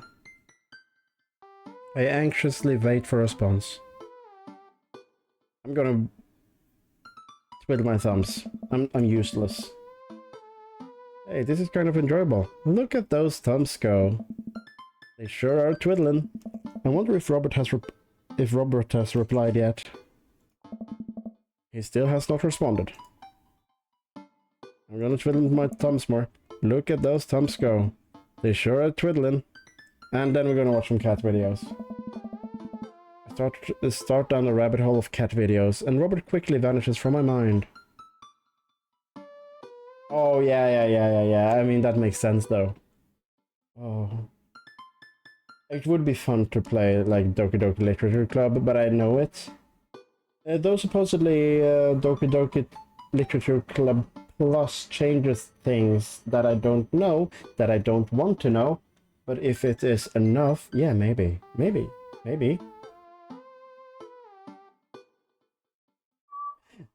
My filter is not picking up my whistling. I didn't realize how long it's been doing this. But by the time I watch my maybe 30th cat video, Robert pops back into my head. I jump back to the dad book to see if he's responded yet. Nothing. Well, I guess the guy's busy. Might as well make the best of my day. I get up and walk to the living room. Then I sit down and turn on the TV. We have not eaten breakfast. We're hungry. Oh, Meathell is on. You have 10 minutes to cook a 5-course meal that must include these ingredients: steak, a lemon morangi pie, paper clips, and a hammer. If you are unable to finish, or if any of these ingredients are absent from the dish, we will release the wolves. Ah. Okay. Maybe not worth it though. Oh my god. I'm not kidding. Please help us. It took, I lose several hours to whatever the hell that was. Dying, I get up and walk around the house. My stomach grumbles. Time for lunch. Well, I guess it's time for the old chef Deathclaw to cook a gourmet delicacy. I walk over to the refrigerator to open the door. I'm gonna microwave eggs. This seems easy enough. We put some eggs in the microwave and set the timer. 17 minutes. 8 minutes into the cooking the eggs, a thick plummet of black smokes begin to emit from the microwave. I'm just doing a meme right now. For some reason, the eggs start to sparkle and catch on fire. I pull the plug off the microwave and try to fan out the egg fire. The entire kitchen smells of plastic and burning. These are the best microwaved eggs I've ever had. I finish my snack and walk around the house some more, bored, when Amanda's coming home. Oh, I just remembered something. When we were packing the old house, we found an old basketball hoop that would hang off a door. It would really bring the living room together. I wonder where I put it. Spent a couple of minutes poking around a new place until I find it. After installing it above the doors in the living room, I'm ready to dunk. Come on and slam. Take a leap from the free throw line and rocket that sucker down the net. The crowd goes wild. And welcome to the jam. I pull up from the 3-point line, breaking ankles and sinking a fadeaway.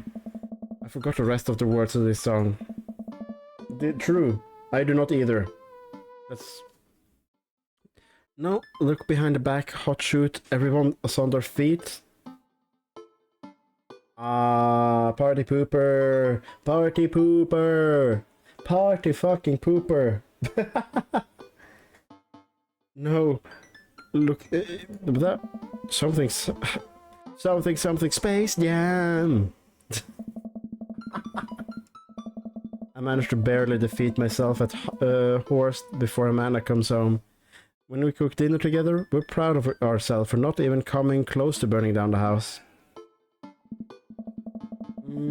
I don't think... No, I didn't have, but we didn't have like a paved driveway. It was gravel, so it wouldn't work. Not like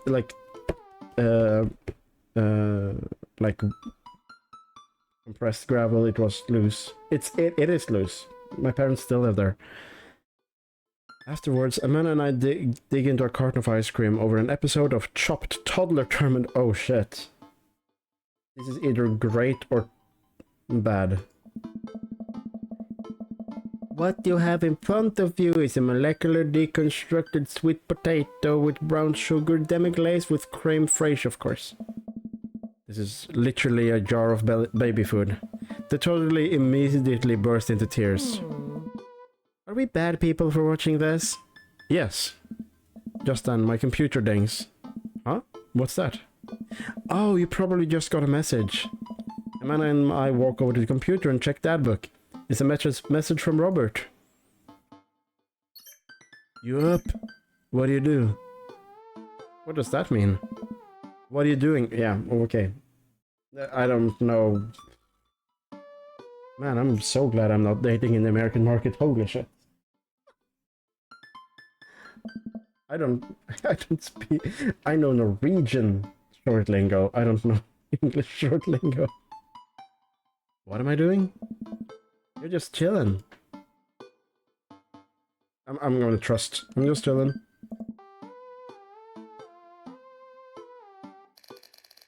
Huh. It'll make you look cooler. A couple of moments pass by, another message pops up. Yes. Wanna grab a drink? Hey, that means he wants to hang out. I know what it means, Amanda, but it's kinda late. Come on, Pops, live a little. I am living with ice cream and traumatized toddlers. Shh, secrets.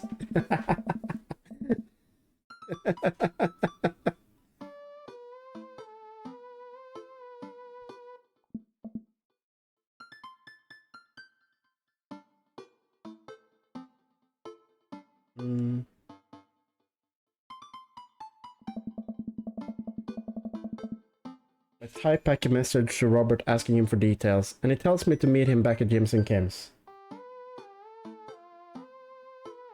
Wait a minute.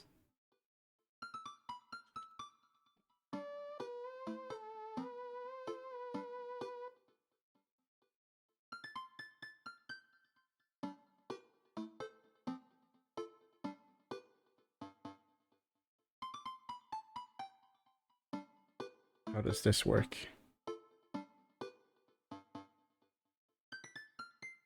Okay, that's too bad.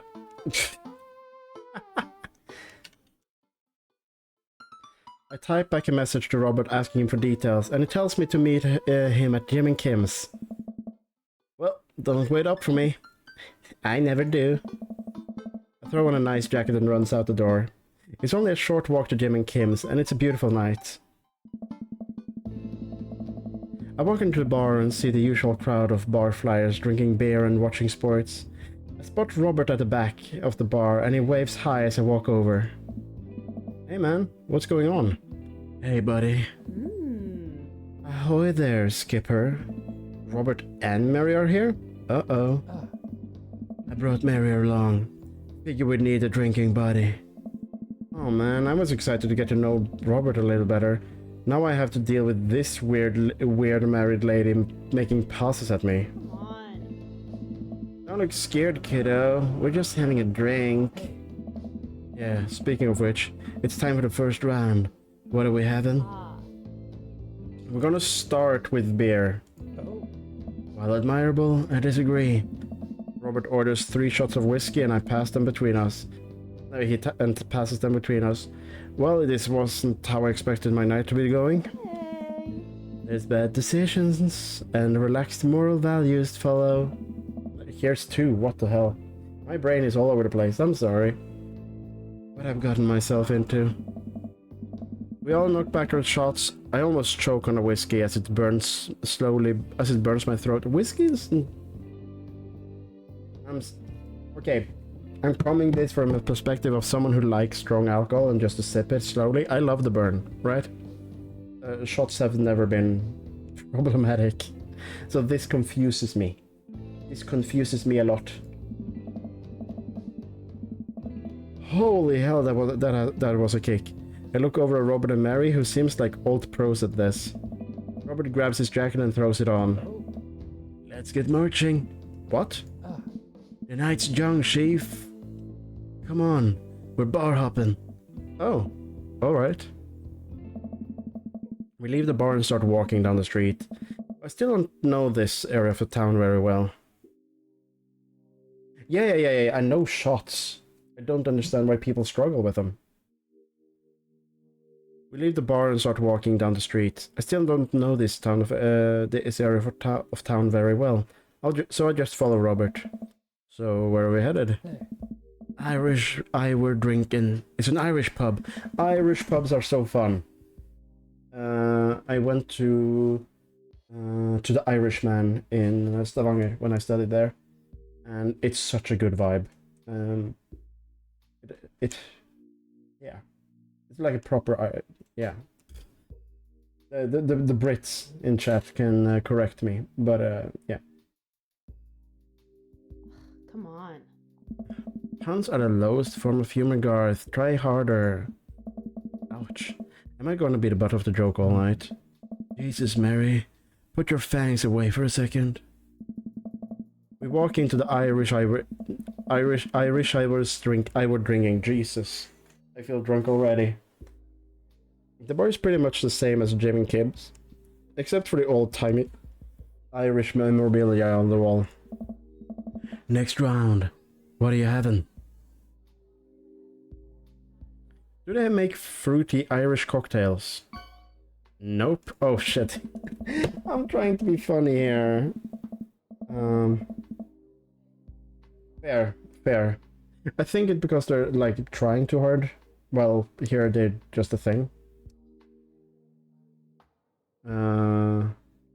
Robert orders 3 more glasses of whiskey and we post up in a garish green booth. Mary slides in and sits next to Robert, which makes me breathe a sigh of relief. Let's sip this one. Why don't we? Suit yourself. Mary immediately downs her shot in one gulp and burps loudly. Hey. That'll put hair on your chest. You truly are a paragon of grace and beauty. Mary grabs my drinks and sips on it. Hey, Garth, be a dear and get us another round, will you? Hey. I don't know how to process this evening at all. I get up and order another round of drinks from the bartender. As I head back, I see Mary and Robert having a lively conversation. Robert roars with laughter. I don't think I've ever seen this guy smile, let alone laugh. I can see it across the booth from them and pass out drinks. So Edith's kid snuck some pot brownies into the table at the last bake sale, right? And I spot that little hemp sweatshirt gremlin in the act. So I go up to Edith with the baggie, and I'm about to tell her when all of a sudden she just freaks out on me. You're ruining my bake sale, she says. I should have been the PTA president. Your roots are bad and blah blah blah. So what did he do? I told her to have a brownie and that everything was gonna be fine. Okay, that's kind illegal, bad. Don't drug people, but it's funny. They both erupt in laughter. I politely follow along with the story. She ate 3. More laughter. Okay, that's actually pretty funny. Huh? She called the cops and told them that time had stopped. I never had edibles. Like a pot brownie sounds kind of fun. I tried smoking a few times and it just doesn't do anything for me. Hey, Which is Come on. it's just a waste of money and risk with the police. Mary looks directly at me. Do you smoke weed? What? Hmm. You know, devil's lettuce. I had 2 fat blunts in my purse right now. Wanna blaze?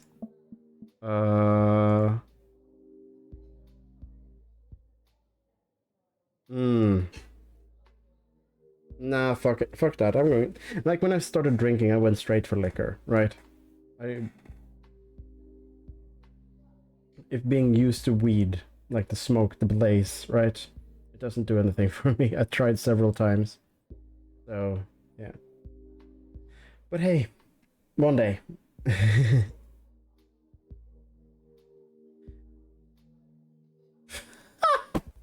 Speaking of coming back in time, Jesus, Tavares wastes no time. No fucking time.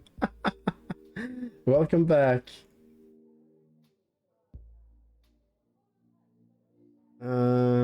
Shit. There we go.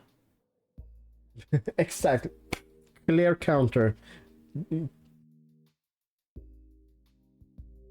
What? Sorry, I was... Oh, Jesus, are you okay, Bill? That sounds bad. I'm gonna ask you with the feds.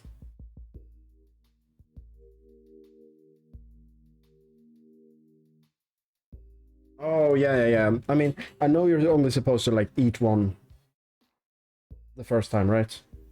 Maybe, yeah. We'll get to it at some point. Oh, yeah. Okay, good. Fuck. That sounds expensive. I'm gonna ask if it's with the feds. I work hard for what I have, and no 2-bit corner boys is gonna drop the dime on me. So you take what you're pushing somewhere else, and I'll keep running my business the way I want to run it. What? Remember, you come at a king, you better not miss. Jesus, kid, dial it back. Robert giggles helplessly. Yeah!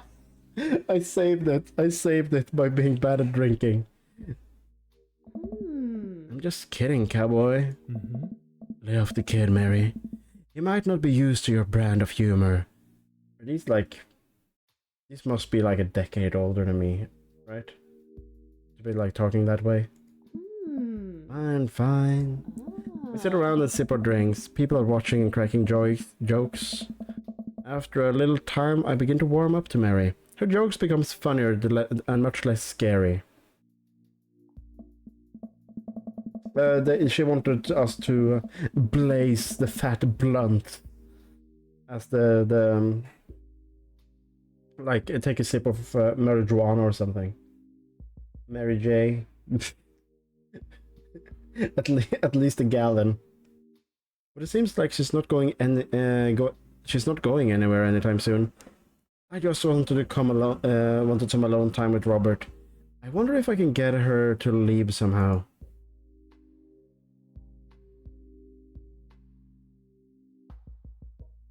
I'm gonna ask her for the next round. It's just polite.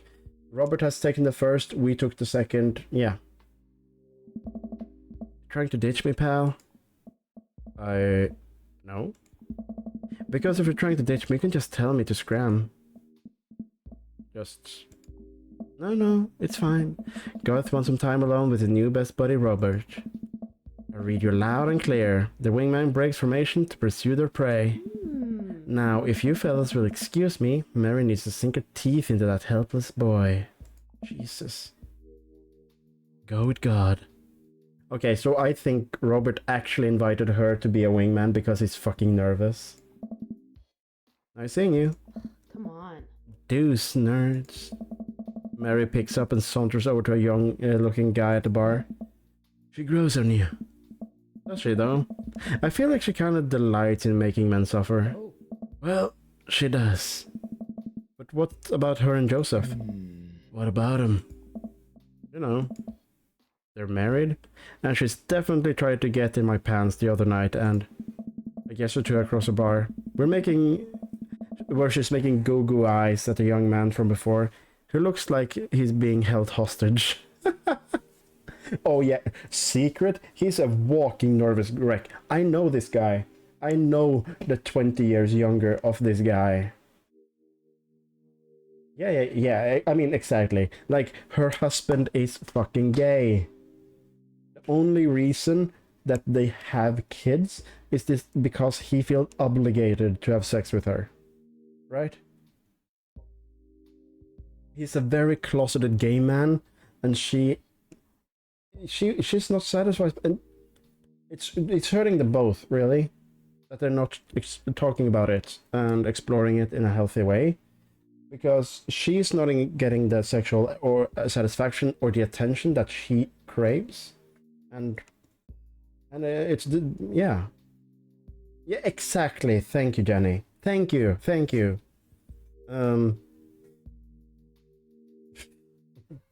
I want you all to take notes, and I want the essay by the end of the week. Yes, yeah. He's like Swedish gay.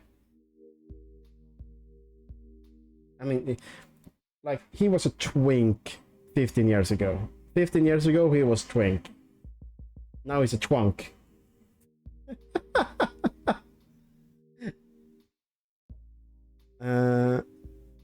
Yeah, I mean, Bill knows his twinks. You're getting twanked, bro? Oh, that's just a thing she does. She's harmless. Tell that to the boys she's hanging off of. Poor kid looks like he's seen war.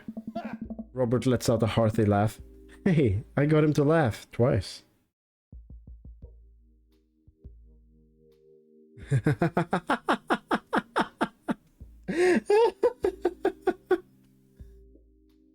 Excellent. Oh.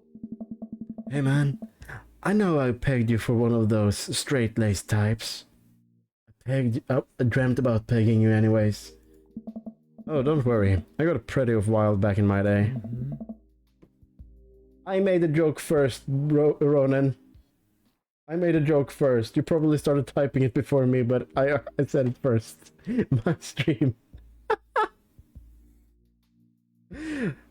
Talk about pegging, and Ronan starts to write in chat again. Now we know. Who the fuck is Lando?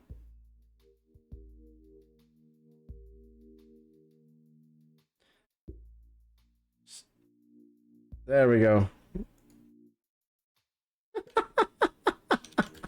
Thanks, Dab.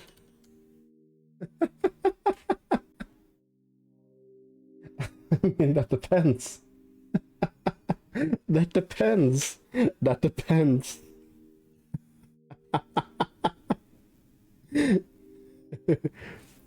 Who the fuck is Steve Jobs? Yeah, no, you gotta take that with Ronan, okay? If Ronan is okay with it, or okay enough with it, go ahead.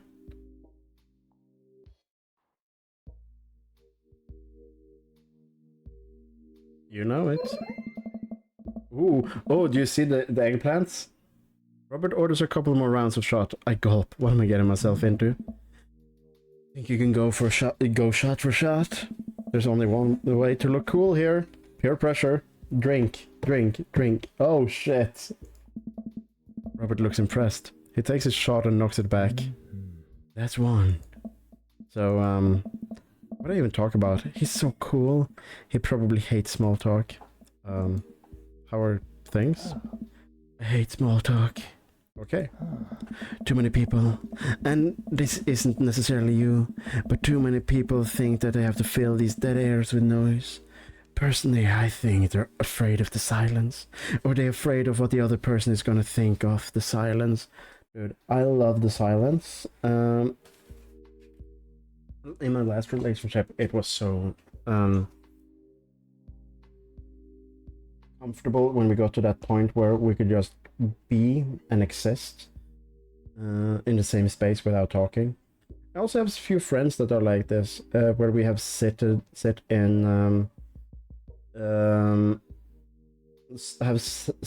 in voice chat on Discord, both in there, both unmuted, but just not talking for hours. We just, it was late at night, we struggled sleeping and all of that, and it's just comforting to know that someone was just a sound away, right? It was just comforting. And there's not a lot of friends you can do that with. Just existing. You don't need to talk, right? We were sipping drinks because it became clear early on that we would be drinking a lot. Except Ronin did not do that. He drank pure vodka and got through like a full bottle. Re-fucking-spect. Yes, yes. We do not mix drinks.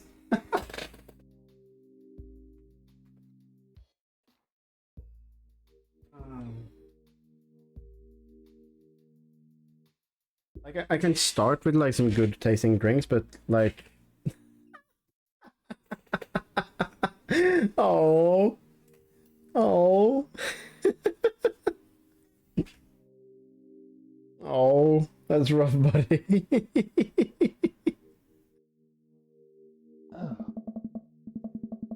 If you want some unsolicited advice, just learn to be comfortable with silence. Nothing's wrong with two people sitting in silence and drinking whiskey. Oh. Alright. Hey. Rob and I sit in silence and drink whiskey. I take in the rest of the bar, patrons laughing, playing cards, spilling beer. Mary's giving the heart to sell off to that young man. The young man pretending he got a phone call from one of his friends. Maybe silence is nice sometimes.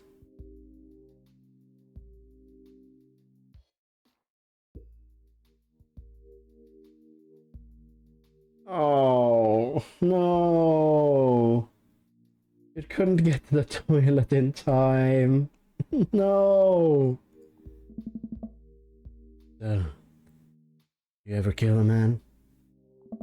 I choke my drink. Excuse me? You know, what your life drains from someone's eyes. It's not just their life, you know. It's their hopes, dreams draining away. Every memory and experience they ever had. Gone. No. Hey. Great. Me neither. Robert knocks back a shot and motions for me to do the same. I reciprocate. I'm just messing with you. Relax. I laugh nervously. Or am I? Look at that sweet fucking face. We sip more whiskey. We sip more whiskey and people watch some more. Mary has gotten her sights set on another man after the other one has excused himself to the bathroom, and I assume crawled out the window. Gosh, this whiskey is hitting me hard. Gosh, this whiskey is hitting me hard. You betcha. Robert gets up out of the booth and shouldering his jacket. Oh. Let's roll! Huh. Sorry, whiskey inside voices. Hey. Let's roll. Wait, what about Mary?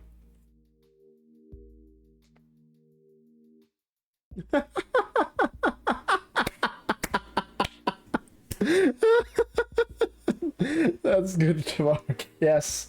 You vomit and pass out? Yeah, what about Mary? Brother, Mary's gonna be just fine. I look over at Mary, who's laying on the bar in front of some poor sap. She's singing happy birthday to him, while he insists that it's not... It's you, Ronin! I found you! You're in this game!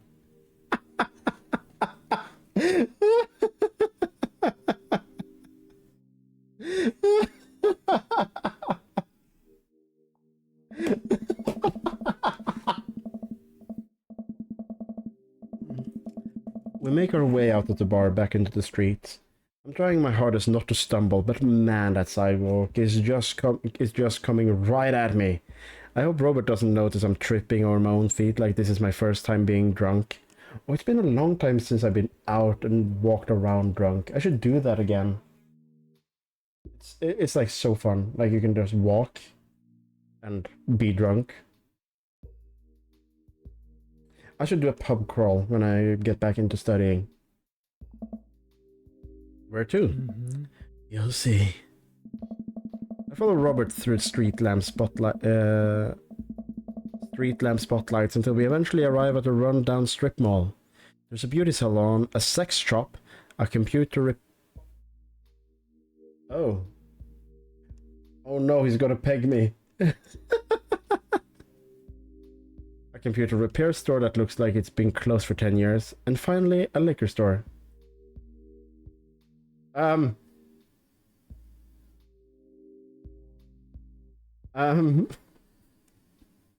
Excuse me?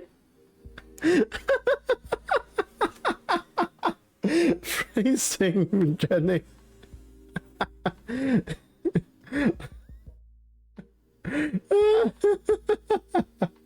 Oh, there's so much fucking bullying in this chat.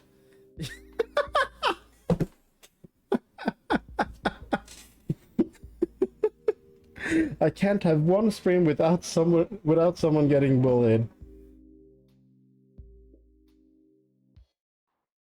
Like, if Bill's here, he gets bullied. If Ricky's here, he gets bullied. If Ronin's here, now apparently Ronin also gets bullied.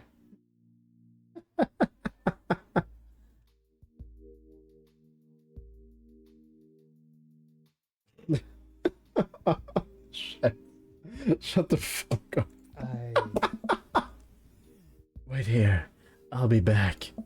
After a minute, Robert returns with 2 wine bottles in brown paper bags. He hands one to me. Cheers. He sits on the curb drinking. He motions for me to do the same. This is really not where I expected the night to go. I take a sip. White Zinfandel? What? Nothing. I just wasn't expecting. It's delicious, fruity, and refreshing. Don't judge me. Yeah, this is the type of guy, once you get him like drinking a little bit, and getting like open up, he's just super softy, you know?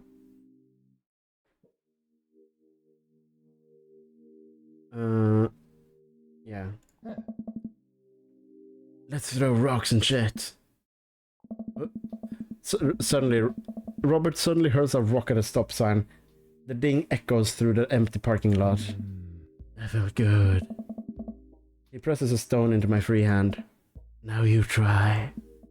Let's break some... Let's break some laws tonight. We're young and alive. It's time to commit some crimes. Hey, I like you.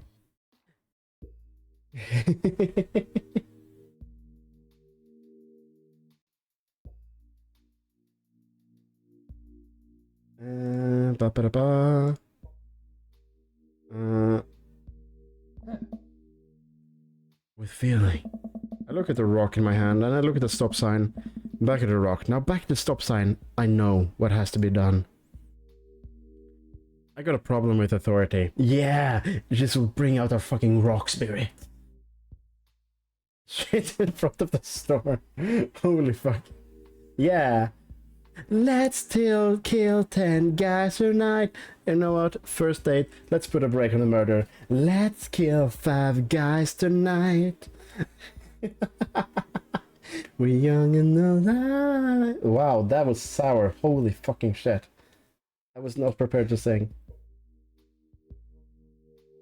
I got a problem with authority. I got a problem with authority. I hurled a rock at a sign. Over the stop sign. Right into the window of a parked car, leaving a crack. Dude, run! I leap up and dart into the nearest alley, wine in hand, and I can hear Robert's footstep behind me. I'm sure I'm far enough away from the cracked window that I am no longer culpable for this heinous crime. I stop to catch my breath. Maybe we strike rock throwing from the to-do list. Agreed. Suddenly, my stomach growls. Oh man, I'm starving. Let's get pizza. Can't argue with that. What's good around here? Actually, I don't even care if it's good. I just need it to be edible in my mouth in the next 5 minutes. I know just the place. Follow Robert through a maze of alleys and side streets until we eventually end up in front of a tiny hole-in-the-wall pizza joint. The bright neon sign reads, Pete's Pizza Pizza. It's all puns. Become grease.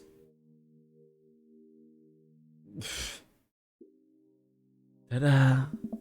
I can see a few exhausted-looking workers behind the counter tossing dough, pulling piping hot pizzas right off the stone oven. My stomach rumbles again. Okay, Tavar, I'm doing a decision. That word is contentious on Twitch right now, so we're just gonna avoid it, okay?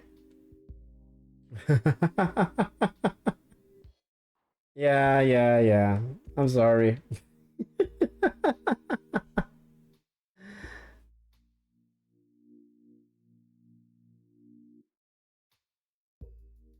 Yeah, he did it again. He did it again. He did it again. Yeah, on the R word, holy shit, dude. I can see a few. My stomach rumbles again. We go up to the counter and get ready to order. Yes, Ritalin. Bill has special permission to write Ritalin. Tavar has not.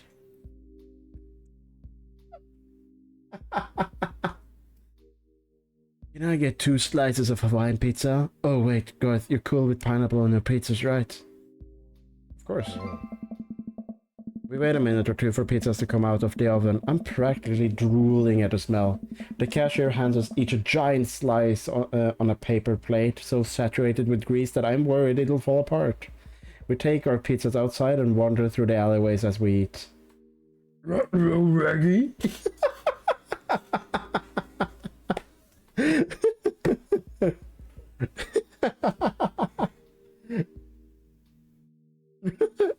We need to rake a Ritalin. Wait a minute. We waited. Yeah. Take a bite. It's absolutely delicious. Pineapple truly is the best pizza topping. You said it. Man, I feel way better now. You and me both. We hear a voice coming out of a slightly ajar door in the alleyway. Robert looked at me excitedly. Got any more of that bile in you? You betcha. Good on you.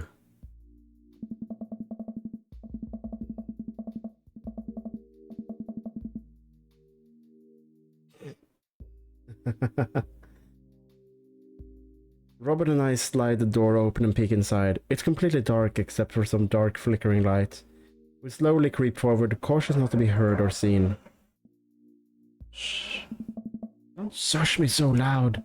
Shh. We come to the end of the hallways to find ourselves standing in front of a movie screen. Oh, it suddenly makes sense.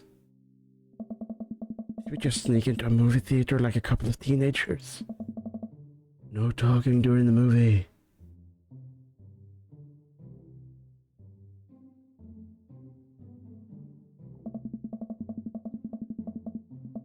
We look around the audience and are surprised to find that it's almost completely empty, save for a few rows of teenagers in the front.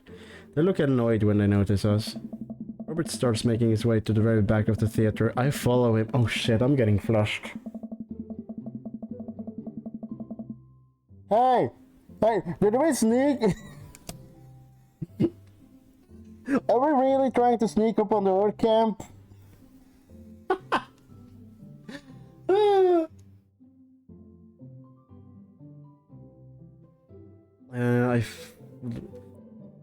We settle in with our wines and try to make sense of this movie. It's a romantic comedy, I think. A man is frantically trying to get through New York to find a woman that he finally realized he's in love with. Kiss already! Kiss already!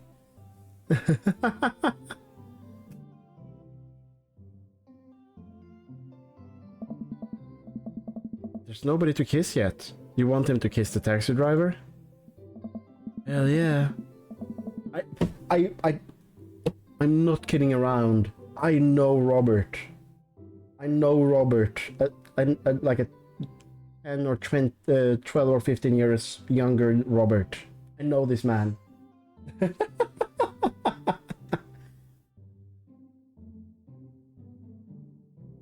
I kissed him at a party once. I felt violated by his tongue. Like the kiss was voluntary, the tongue was not. That was yeah. Like I'm okay with French kissing, but that like yeah, have you ever seen tentacle porn? Yeah. Yeah. Ugh. From speaking to the other guys I know, yes, that is the experience of kissing. He's straight, by the way. He just goes around kissing boys. He's a boy kisser. Yeah, fuck. Ronan, I might give you a timeout for that if I knew how the moderation tools works.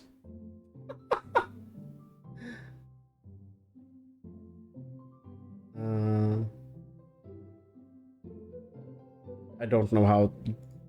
I need to learn her rump. Her rump. Go be pissed off.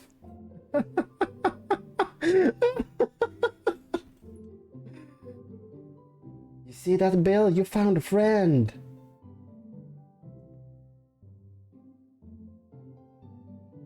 Yeah, what are your thoughts about hentai manga? Do you see it as art or just pornography?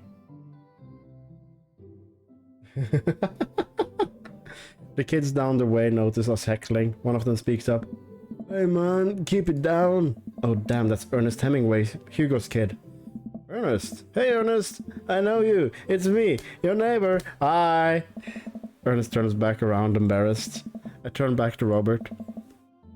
He kiss anyone yet? It turns out, yes, he did kiss someone. He made his way out to a tiny island near New York to profess his love to a woman, who for some reason he knew would be there. She tells him that they hit a big jackpot. He said that they had, but I think that was some top subtext I'm missing here. Whoa, love is dead.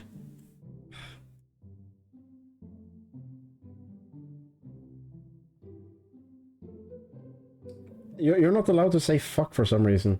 Also, hi Ricky. Yeah, it's me, the certified forklifter. Fuck off, Ricky. Shut up, it's beautiful. No, you shut up. Ernest grumbles, the credit starts to roll. I stand up, Robert immediately pulls me back. Hundreds of people worked very hard to make this film happen, and you're going to sit there and appreciate them. Okay. Look at that. Elizabeth Shelton. She worked really hard. I bet she did lots of good wardrobe design. Thank you, Elizabeth Shelton, for this beautiful film-going experience. And Peter Andrews, catering, fed a bunch of people so they could have the energy to do their job. What a guy. Again, I know this man. Oh, I made him cry when he was doing acid once. I called him a bitch.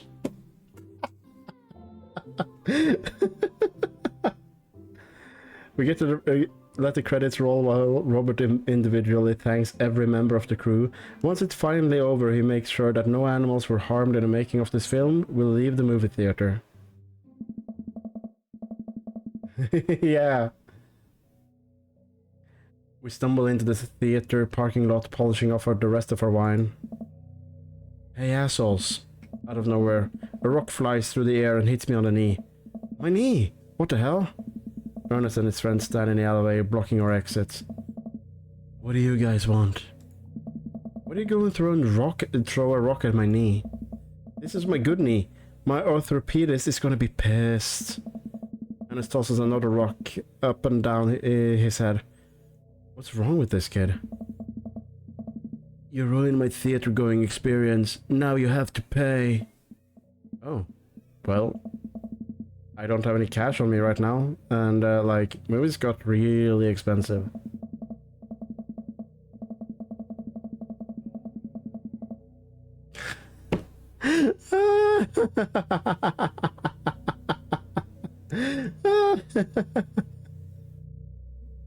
Mm-hmm.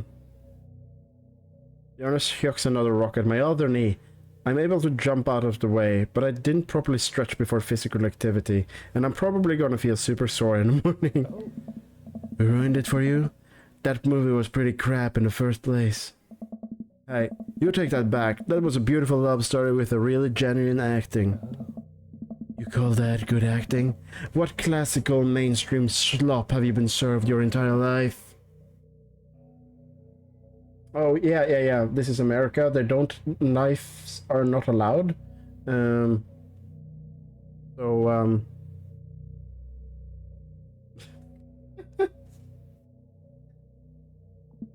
What? Have you ever seen any Michael Powell? A Matter of Life and Death? 1946? Easily the toughest 5 minutes of love you'll ever witness. Listen, man. No, you listen. That popcorn-ass drivel the mass media is shoving down your throat will only make you dumber and sadder. You of all people should strive for higher standard in the art you consume. Your name is Ernest Hemingway, for Christ's sakes. No. Now you've done it. Ernest rushes Robert screaming like a banshee. Ah! Yeah, like the Team Fortress 2 soldier scream. I will not replicate it.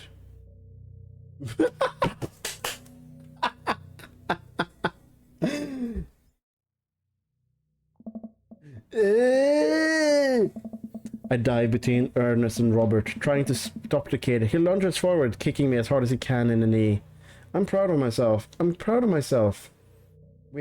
As we established in the backstory of my character, is that we have problems with conflict mediation, but we're super drunk out of our game, so we just leaped in there. Like, this is good character development for us.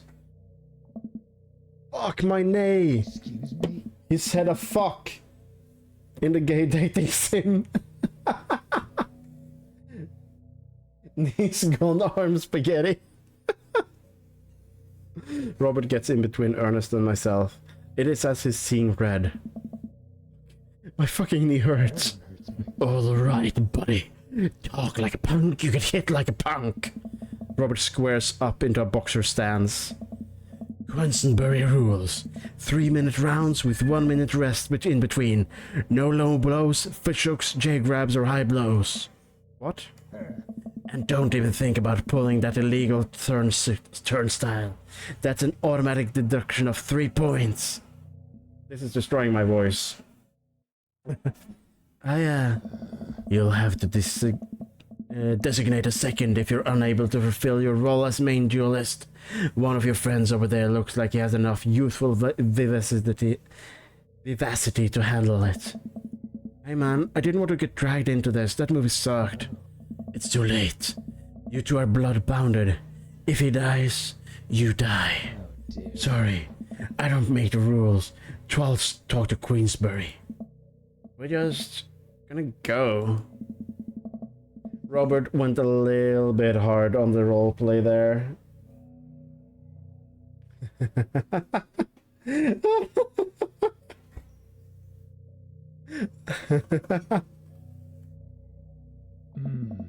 The Queensbury Association will hear about this and consume better content. That's me in like 20-15 years, sitting out of movie theaters when our kids come out. Consume better content. Actually, give it like 30 years at least.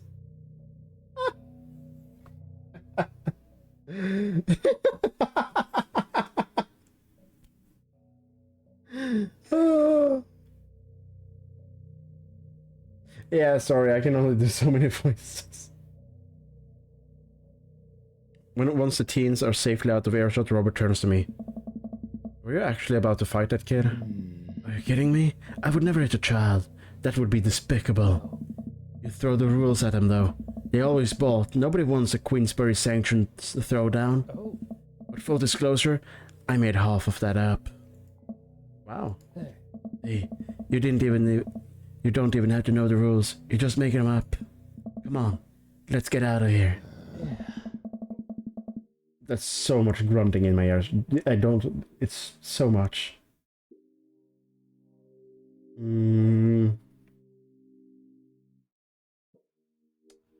Yes. The main character is Garth Deathclaw. You were in yesterday's stream, dude.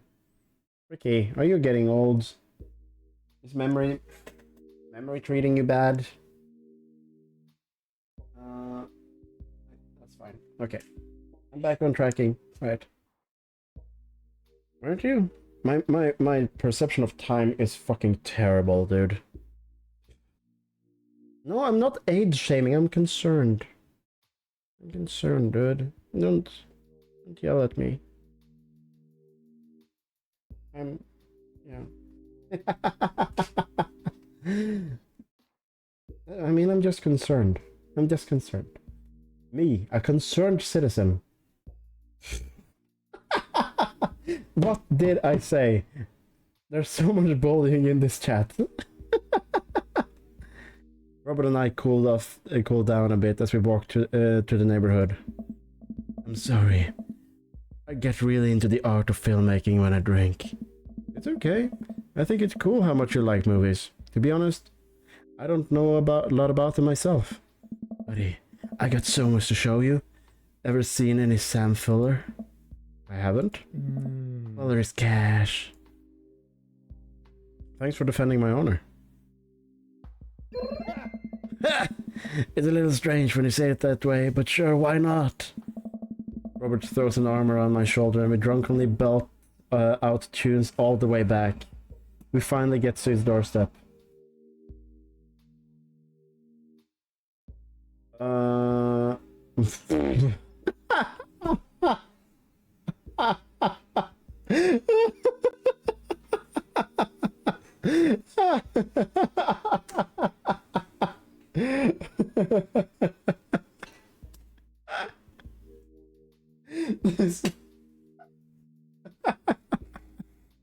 That's very good. That is very good.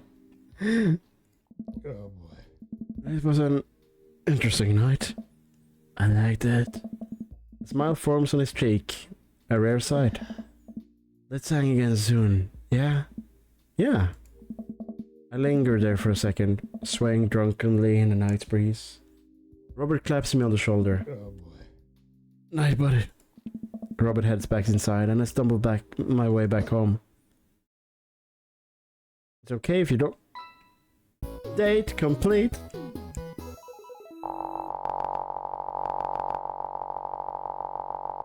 Nice. That was really special. That was real special. Good.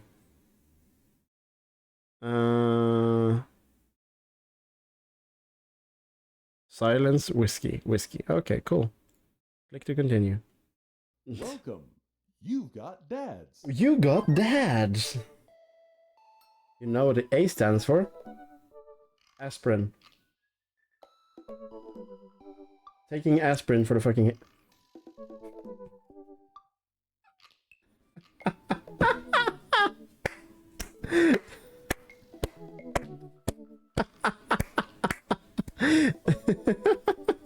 That did trigger the auto mod. Thank you, Jenny. I'm proud of you.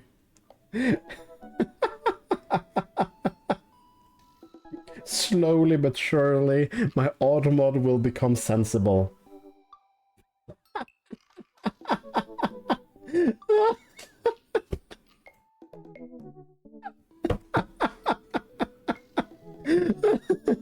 Welcome back, mate. We're having such a good time. That's my secret, Mac. My chat is always cursed.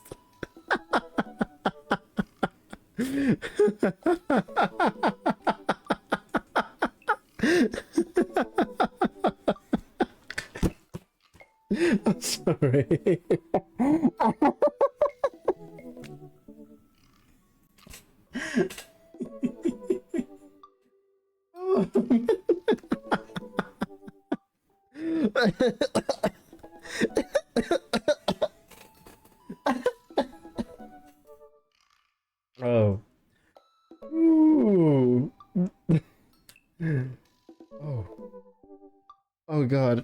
need to hydrate. Holy shit.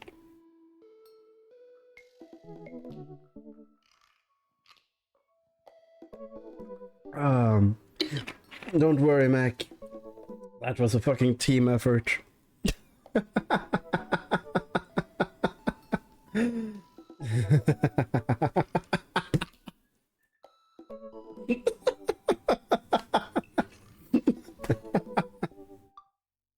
Yeah.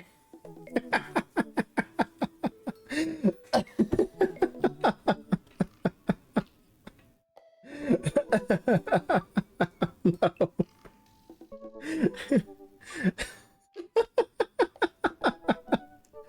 Oh god, my jaws. Oh, I'm so happy. I'm so happy. Oh, thank you. Thank you, everyone.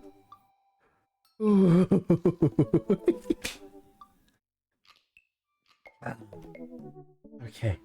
Back to video games. Oh. Oh, Craig. Craig has messaged. Whoa!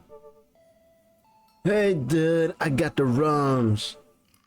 Oh, I got just the thing. You had your... I'll head to the store and grab your real chunky milkshake, cherry licorice, and a book of word jumbles. That will be in strenuous times like these. What? Wouldn't that make it worse? Oh, it's not for the diarrhea. The milkshakes are just comforting. Wait, why are we talking about this? By the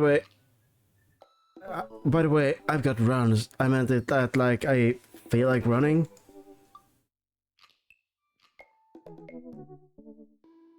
Yeah. I think you're onto something, Ricky. I think you're onto something. Wanna go come to the gym with me? Why do I feel less excited for that than getting your home remedies for my diarrhea? Come on, dude, it'll be fun. You know what? Sure. When are we doing this? There's 30 minutes left on this Meatel marathon. I'm gonna tell right now. I'm warming up, dude. Okay. But at least let me see if Betty gets away from the wolves this in time for her to Soprasetta wrapped cheesecake out of the oven. Go running. Gym. Yeah. I haven't been to the gym in a bit. Oh, minigame! The gym just installed these new virtual jogging treadmills. We'll feel like we're running outdoors. You can see other runners on your screen too. Let's try it out together. Other runners? Will we be able to keep up? Don't worry. We heard to cheer on each other on. It'll be right there. I'll be right there with you. Just get a rhythm going, right? Keep your heart rate up, but don't ever overexert yourself. You'll do great. They don't show me the controls. That dad.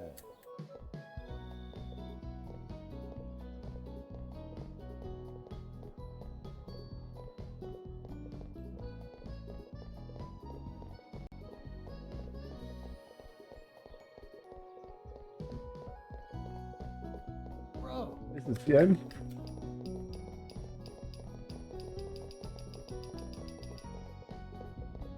This seems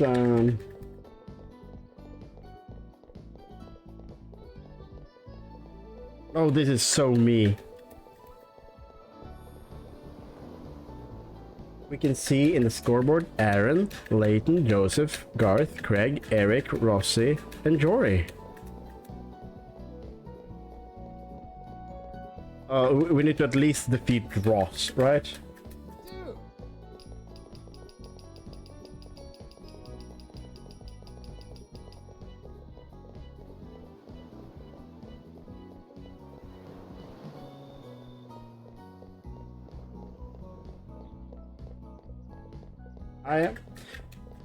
I think I'm doing this right. Right? We don't overexert ourselves, we just like pumping this.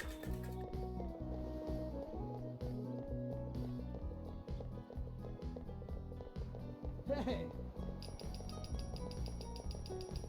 Right? Holy shit, that heart rate though.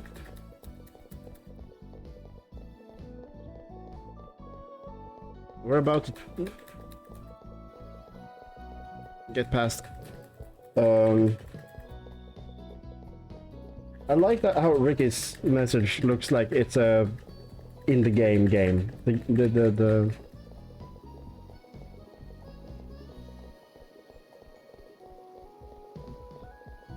Hey!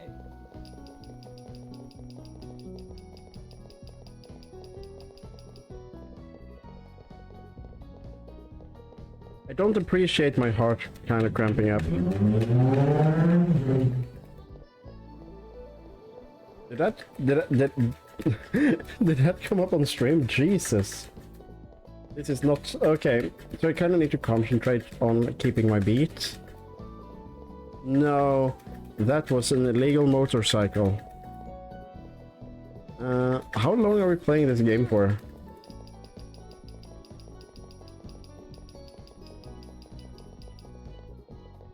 Is this the goal? Okay, good. I am did not appreciate that.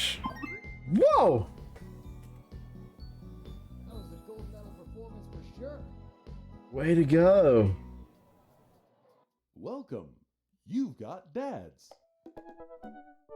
I don't know what that achieved. But yeah, no? Yes, Aaron.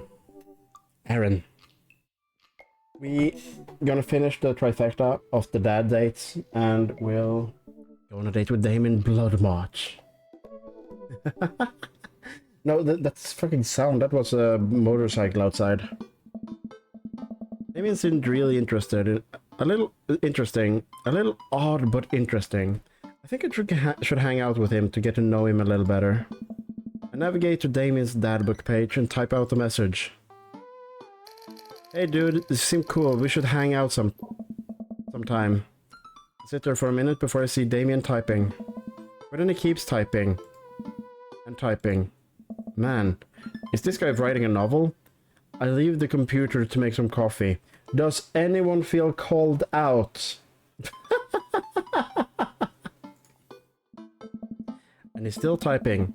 I sip my coffee and the computer finally dings. Garth?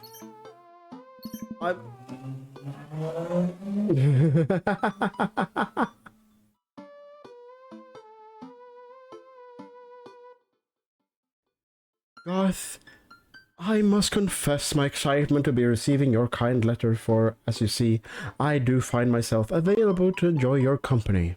I must ask for your forgiveness, however, as I believe our first meeting did not paint me as gentlemanly manner as I would have liked.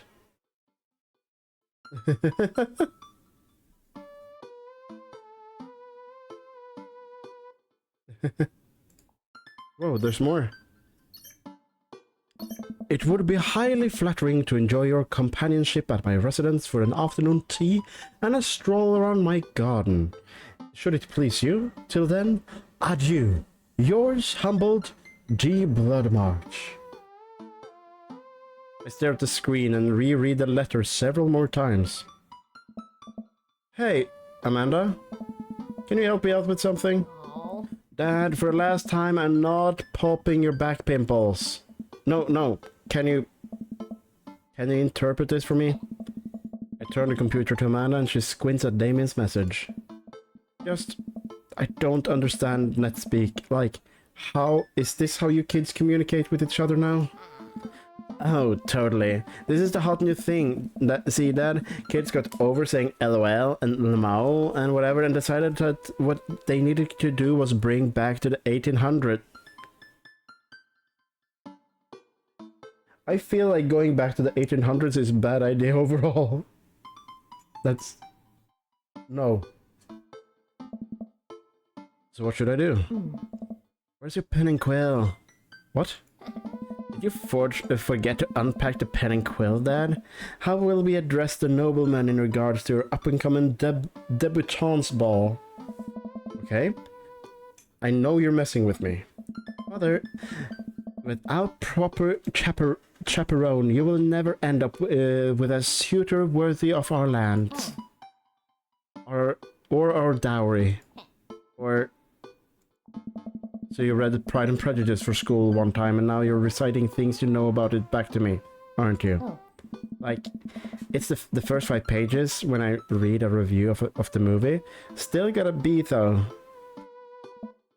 Great. So, what do you say to Damien? I got this. Amanda reaches over me and types on the keyboard. Sure thing, dude. Regards, Garth. Amanda hits send and smiles at me.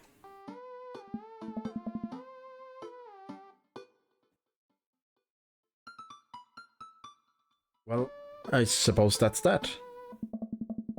Ooh, ooh. Spooky vampire hot man.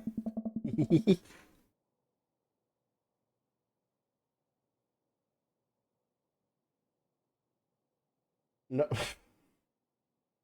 I only date dads. I make the short walk over to Damien's house. Well, I guess you can't really call it a house. It's more like a manor, estate. The Gothic architecture looms above the other homes in the cul-de-sac. Oh yeah, it's custom. He probably draws furry porn to finance it. No, it's Tav who writes long text messages. I walk past a couple of gargoyles guarding the front door and look around for a doorbell. There doesn't seem to be one.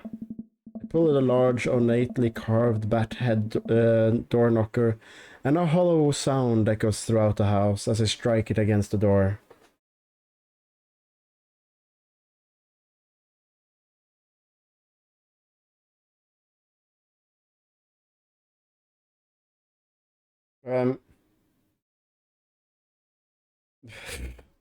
Jesus fuck, guys. Yes. This is a custom job.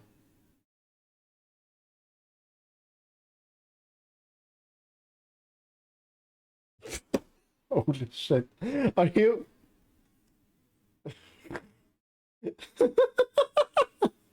Boys.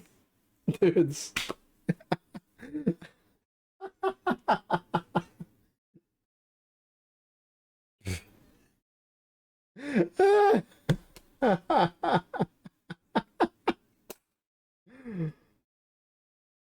Oh, fucking hell.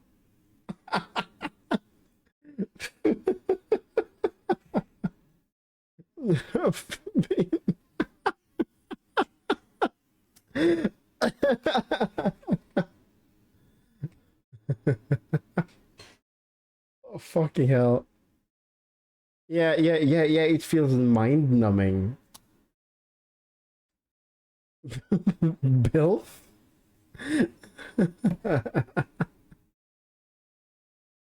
Oh shit, fucking hell. I can't continue if you're doing this.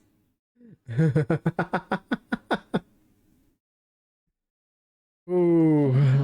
I wait several moments before the door slowly creaks open.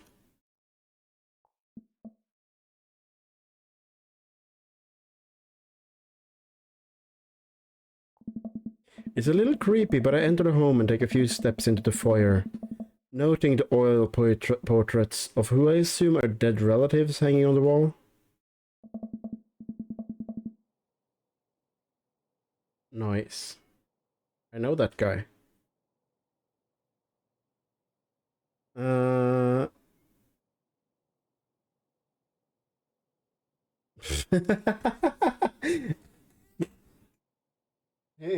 I mean...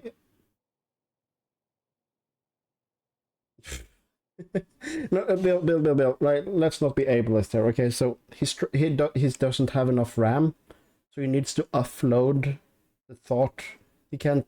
I mean, we should really, like, support him and all of that, because he can't store an entire sentence in his brain.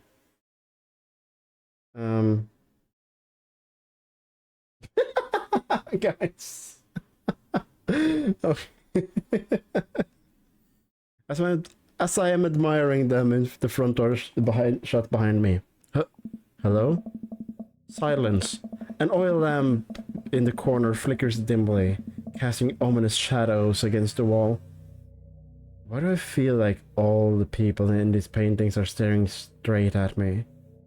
Why is it so cold in here? There's a fireplace. What the fuck? Heating?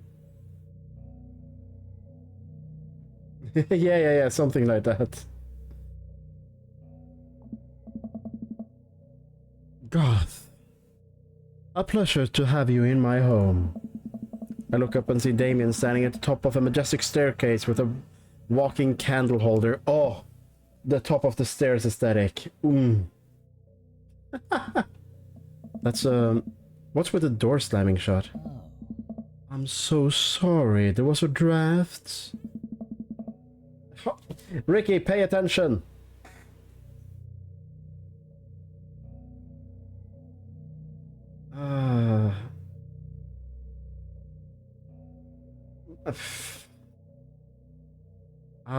The door creaking open when I knocked? I accidentally left the door unlocked. And the creepy old paintings? I like oil paintings. Right. Right. Please, let me show you around. Okay. I cannot keep up with chat at this point. Holy fucking shit.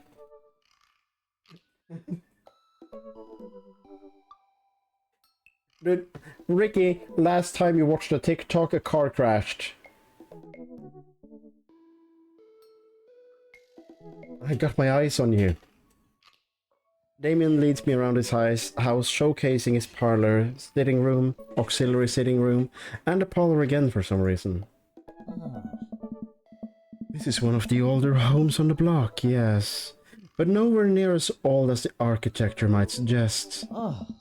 Through extensive renovations, I've been able to craft a residence that is both historically accurate to the Victorian period and equipped with the amenities of any modern dwelling.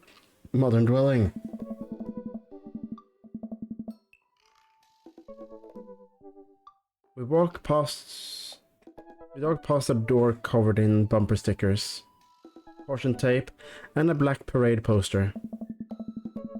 Did I listen to My Chemical Romance in the Victorian era? That's my son's room. You know how the rebellious teenage years are. Onwards, onward. There are more to see. We reach the door at the end of the hall, and Damien opens it with a flourish. And this is the library.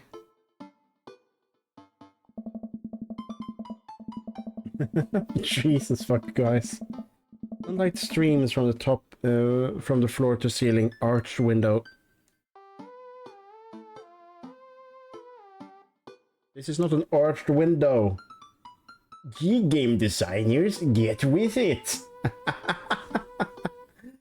Woo.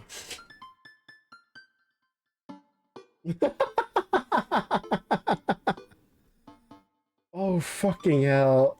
All of you, triggering my fucking making me because I have it on like this. I have auto mod almost on to deal with the worst stuff, but it's way more aggressive than I want it to be. But I mean, at least it's not Ronins that bans us or delete our messages. I can allow it, and it can learn.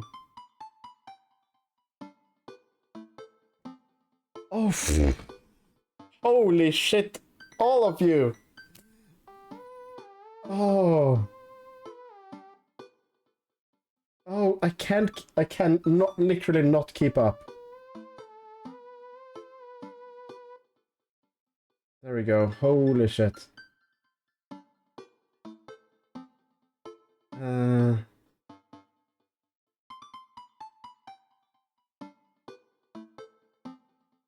Oh, fucking hell. No, stop writing messages. I'm trying to moderate chat. Oh. Oh, fucking... I'm trying to moderate chat by allowing more swears. Oh. Wait, did you write something about the thermostat? Okay, yeah. The walls are lined with packaged bookshelves, and even more books are scattered across the room, across the period-appropriate furniture. Damien is clearly really proud of this room. Oh.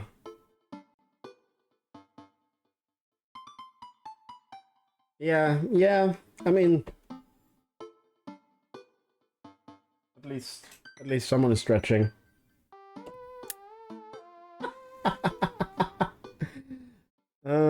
Pick up a book. You know, Garth, in the Victorian era, there were many controversies surrounding reading. Many people thought the more tawdry novels would encourage youth into a life of crime and would cause too much of a distraction from work and school. I pull out a book at random and examine the worn cover. Opening it, I turn a random page and read out loud.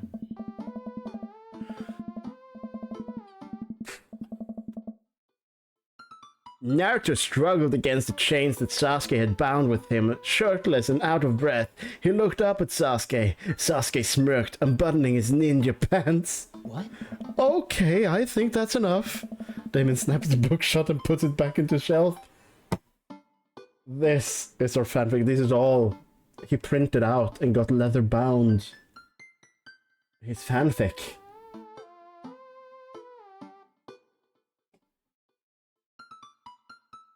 I'm gonna make you mine. Oh, come on, Naruto. Ooh, that's a rare book from my private collection. Look at the butterflies. I walk up to the glass display, pin bugs on the wall.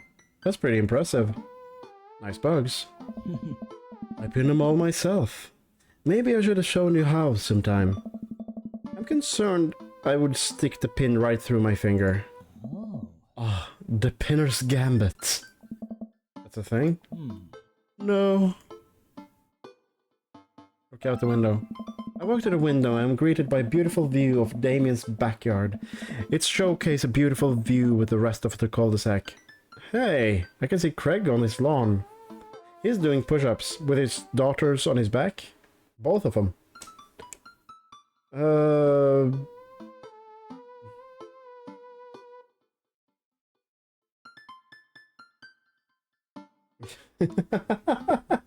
True.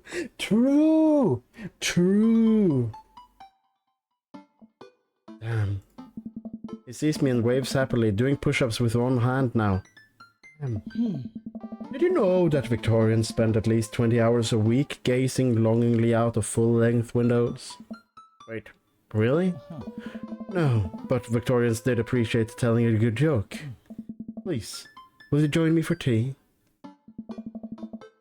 I follow Damien to his sitting room, where finger foods have already been set up upon a beautiful tiered silver tray.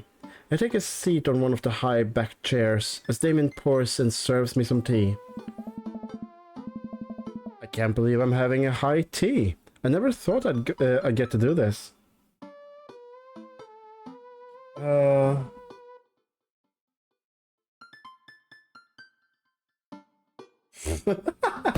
Really? That's so good, Bill. This is a very amazing specimen of weeb.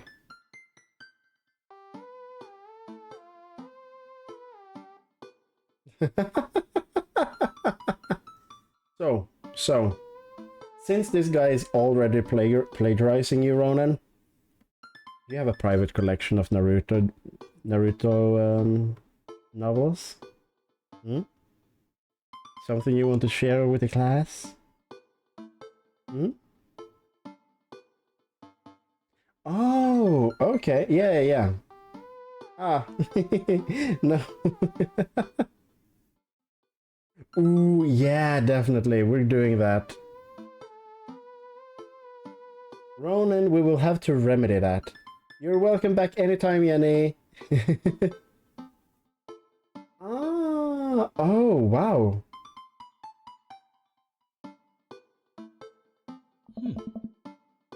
Damien smiles to himself. What?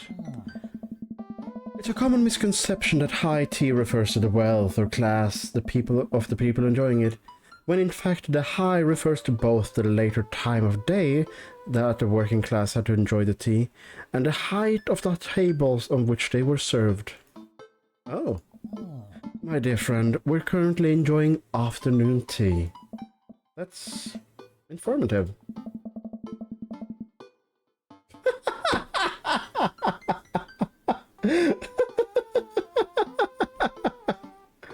Damien takes a seat next to me and serves me a tiny sandwich.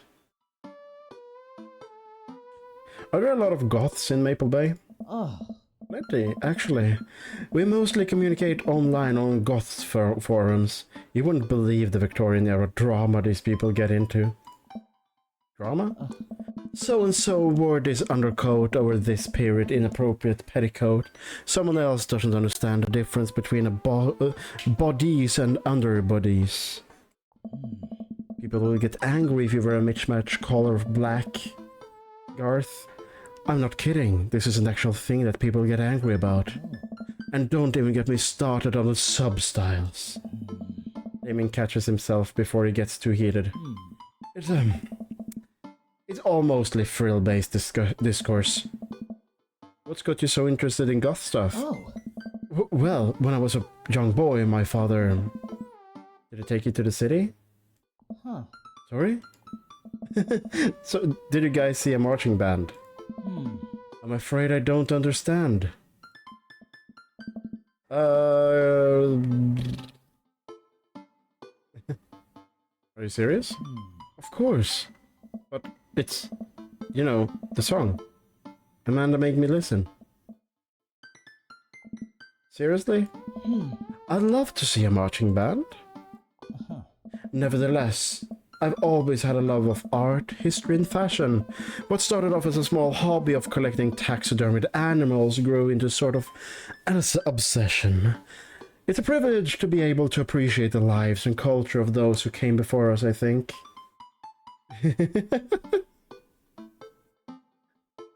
What did Bill write up? British culture comes down to a group of blokes in a smoky room considering what to tax next, and the working class circumventing that tax in the most walls and grommet ass way possible. Love that phrasing, Bill. Love that fucking phrasing.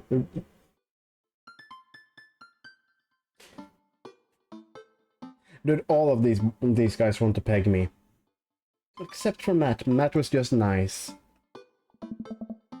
Why not go all the way? Like, not dying when I catch a cold? He takes a sip of tea. Oh. I can acknowledge that there were many terrible things about the Victorian era, and try to live a life that strictly aligns with those ideals would be admittedly horrid. But I think it takes a critical mind to truly appreciate something to the fullest, to be cognizant of its flaws, and to love it all the same. Yeah. Anything. Anything that you love? I think you can truly love it when you can criticize it in a certain way. So you can see the flaws and still love it, right? 6 hornies and a normal. Huh. Tell me, Garth, do you have any hobbies? Oh man, I do. But I don't know if I care about anything the way you care about this stuff. Well, I love to hear about your interest. Hearing someone talk about the things they're passionate about is intriguing and quite honestly, rather attractive. True. Listening to people just enjoying stuff is so fun. Because they're passionate. Please listen to me when I'm passionate.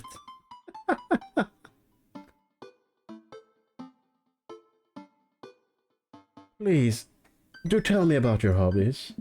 Quick, sounds so sophisticated.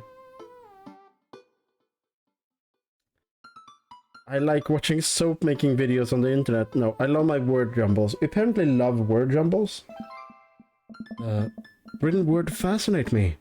We spend so much time using words, you know, and I think people would appreciate them more if they had to unjumble them. Oh, shit. That's me talking. I'm bad. Sorry.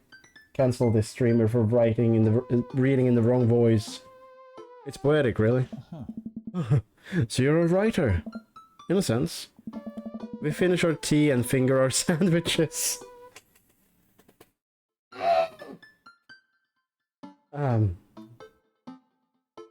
Ah. How delightful. Whoa, that was...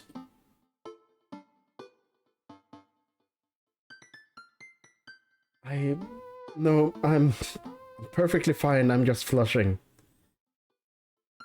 I have one more thing to show you.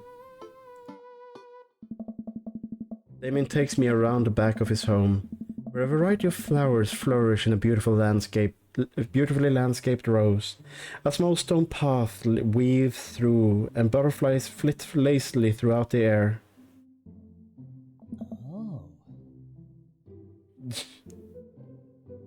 I love that. I don't think I have heard that phrasing before.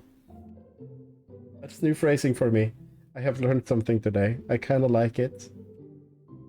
My garden. It's beautiful. Thank you. Oh. Victorians took flowers and floral arrangements very seriously.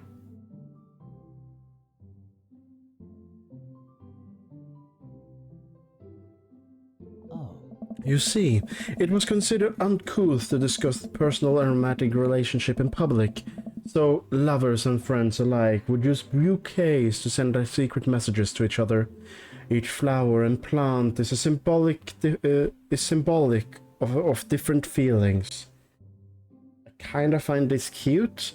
I also find it kinda pretentious. Sometimes I want to give a flower because it's pretty. Yeah, I think this flower fits with this person, and not go like, okay, so you love this person in this way and you see them in this way. I'm like, no, pretty flower.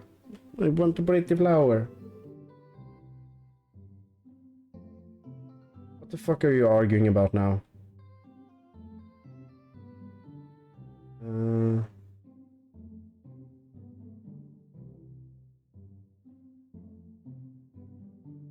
What? Oh. That was far up. Jesus fuck, guys.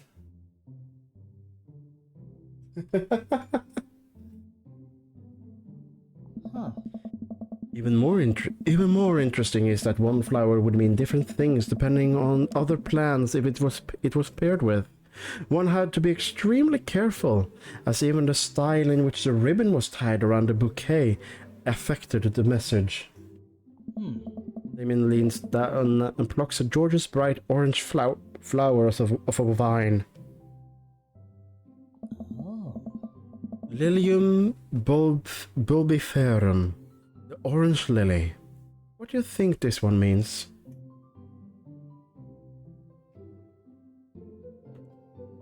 Oh! Oh! We have... Oh! Oi! Ooh, Bill. And Chris, for that matter. Oh, right, Bill, Chris is leaving. Bill. British man. English. Gentleman. I'm gonna give you the call on this one.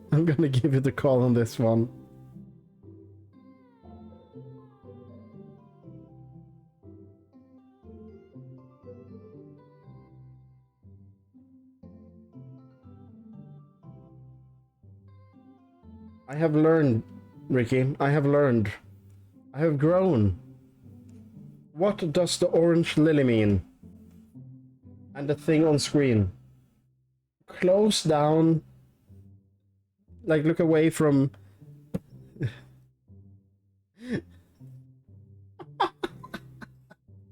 1.23. Thank you.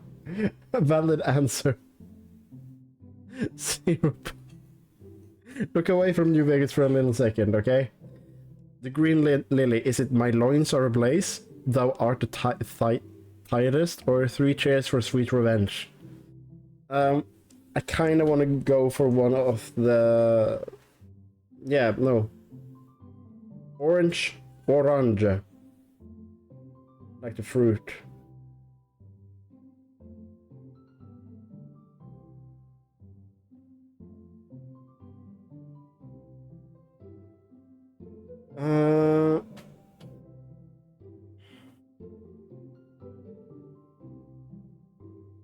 Okay.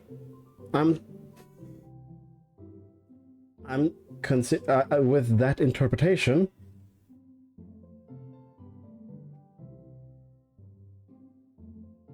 Ricky, I think that's is that the first time Ricky has triggered it? I don't remember. Holy shit.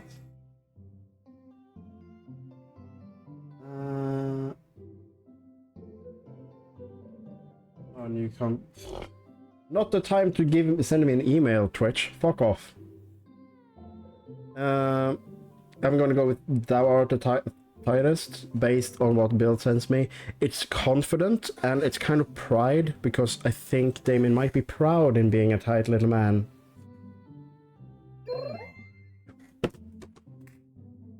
Yes!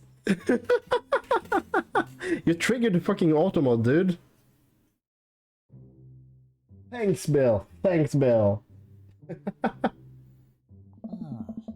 The orange lily is actually symbolic of pure hatred. Well, and that's precisely why floral arrangements is so challenging. What's your favorite type of flower? I like sunflowers. They remind me of sunshine, and then you can eat the seeds as a delicious snack. What a practical choice. My stomach grumbles. Oh man, now I want sunflower seeds. I'll have to remember that when I put together a bouquet for you. Oh, he's gonna put together a bouquet for me.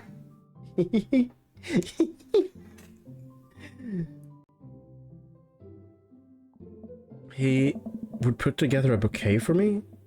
Nobody's ever given me a bouquet before. I follow Damien down a footpath and admire more of his beautiful flowers. Suddenly, a phone rings. Oh, Garth. Would you excuse me? I must take this. He pulls a cell phone from his pocket. I'm really surprised it's not a rotary phone. Go for it. Damien smiles and walks away to the house. I take a deep breath and enjoy the heavily perfumed air. What a lovely yard. This makes me wish I had put a little more effort into that garden of man than I tried to start one time. Our watermelons grew to the size of cherry tomatoes and then immediately died. Oh hey, a gargoyle. Oh no, I knocked over the gargoyle. Fix that guard.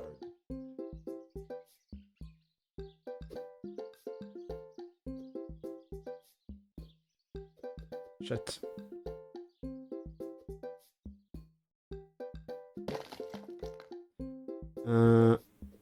Oh shit, I have a timer on me.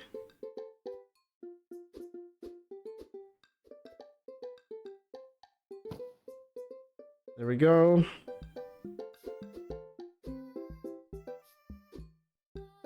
The controls are bad.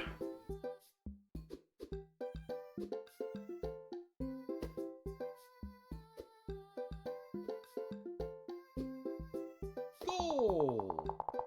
Ooh. Hey, our secret.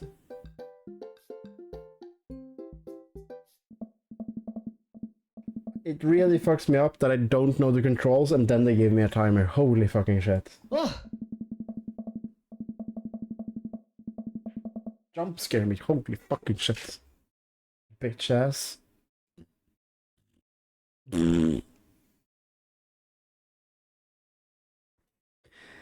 God, my sincerest apologies to have kept you waiting.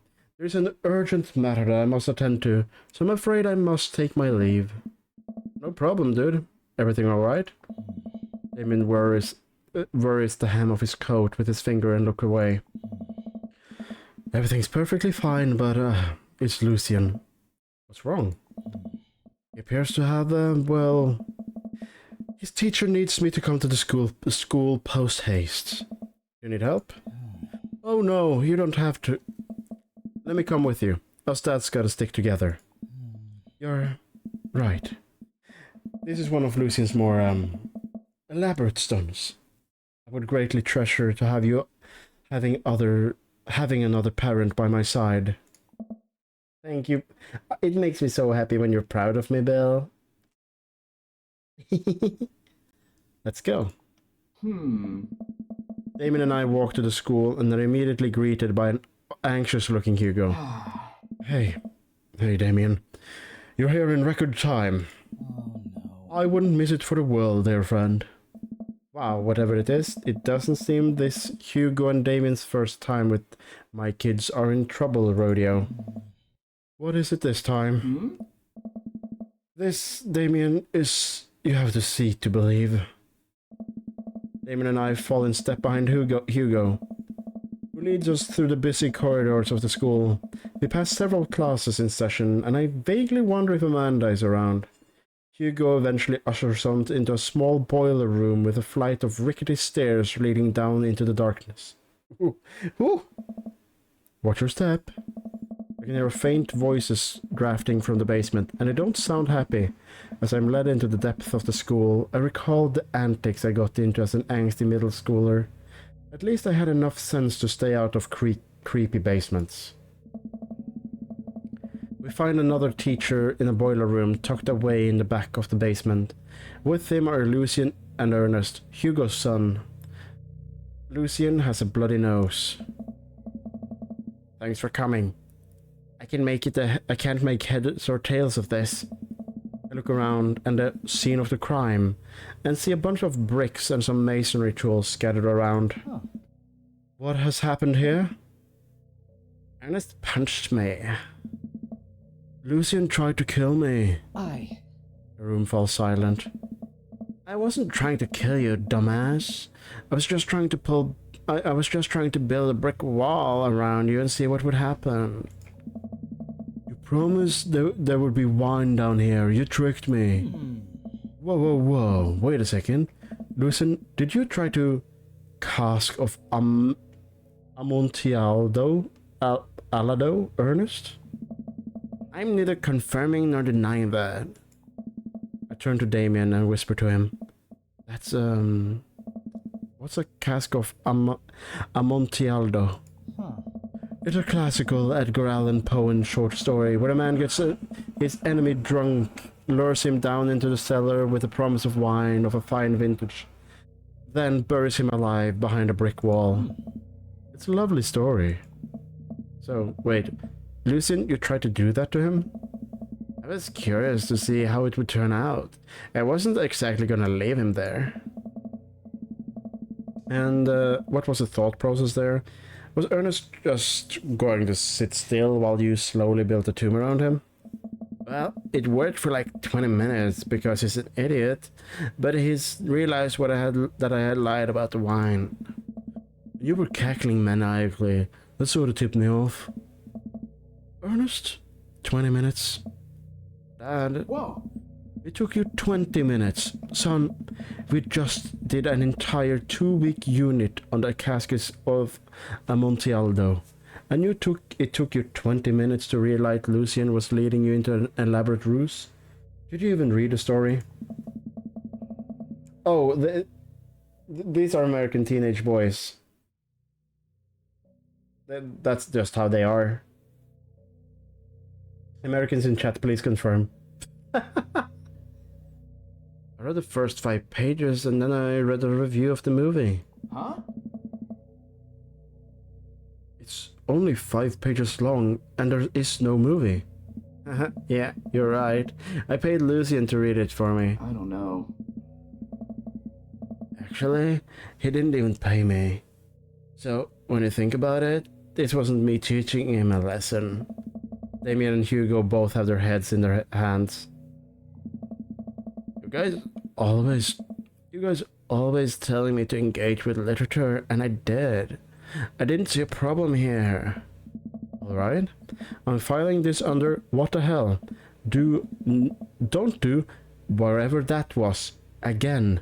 You two are both suspended for a week. Ernest and Lucian high five. The teacher starts to stomp up the stairs. Suspension is not a form of punishment. Jesus. The stupid kids don't understand it. They only see it as time off. They will regret it when they're adults and have functioning brains. But right now, it's not a functioning way of punishment. Jesus fucking Christ.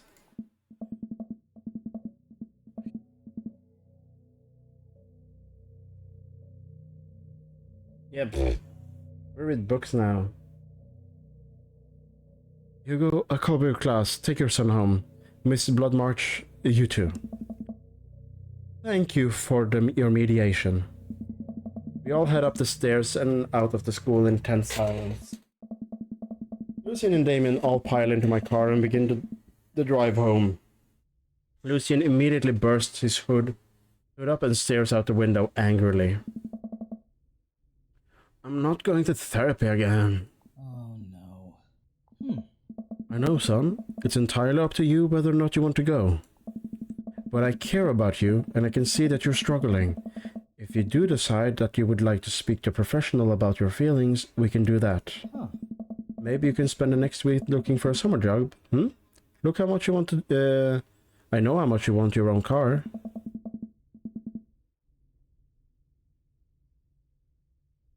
I can't believe Damien keeps his cool. I'm impressed.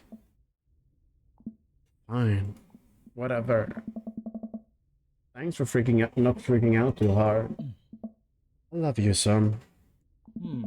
Lucian continues staring out the window.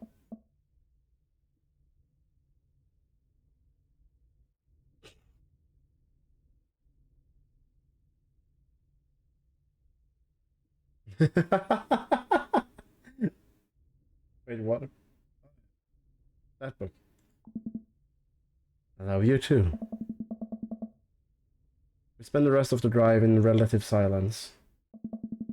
The moment we pull into the driveway, Lucian hops out of the car, slams the door and runs inside. Oh. I didn't expect to have that conversation in front of you. He and I have a lot we need to talk about. Work out. It's alright. And all things considered, Lucian's bricklaying was pretty good. So, there's your silver lining. Ah. There is that, yes. I mean, I really admire how you handled that. You were a lot more diplomatic with him than I would have been. I just want what's best for him, and I don't think yelling at him would do either of us any favors. Based fucking dad. Based fucking dad. Why is chess.com fucking pestering me? I'm not going to play chess right now. I have played chess today. I have done my chess. It rarely does. You're a good dad. Ah, eggplants. See you around. Ah. It would be my honor and my pleasure. Damien bows with a flourish. Classy. Ah. I come home to find Amanda curled up on the couch with a blanket, watching TV. I plop down next to her. Yo! What you watching? Tiny House Hunting Brothers Extreme Edition? I hate this show. A couple of on-screen bikers back and forth while standing in an extremely small house made out of recycled bottles. The Tiny House Hunting Brothers watch them with bemused expressions, both of their heads touching the low ceiling. I told you I wanted 2-bed, 2-bath, shabby chic quiche cottage. This house doesn't even have a bathroom. But honey, the outhouse, it's only 20 yards away. It's not that bad.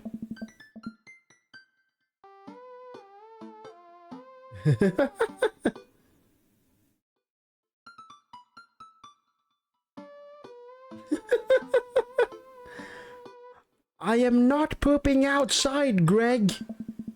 Why don't they just get a regular-sized house? I don't know. How's your afternoon tea go? I know I read Bikers, and we're just going with it.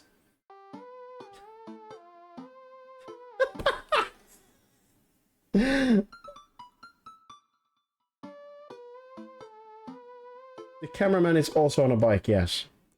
It got strange. We had to go to the school to pick up Lucian since he tried to, he lured Ernest down the cellar with the promise of fine vintage and then tried to break him into the wall, right? How did you know that? Has everyone read this story except for me? Lucian live streamed the entire thing. This entire day is beyond me. But otherwise it was a fun day. That Damien guy is a character, but is really good company. And a surprisingly diplomatic dad. I dig his style. You know what? Me too. Never give up. Never remember. Date complete.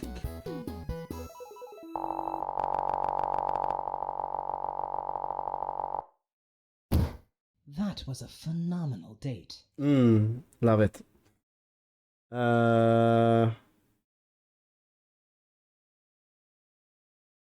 Welcome. You've got Dad. Okay. It's getting late again. And I'm gonna be nice to my voice. I'm doing it with like a quick save. And then we do this.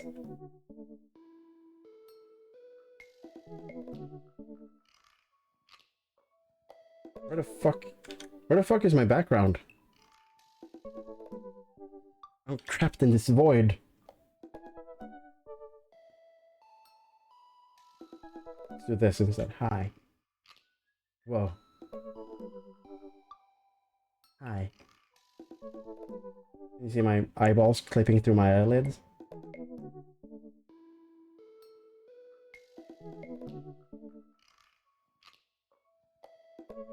My background is gone apparently. Holy shit.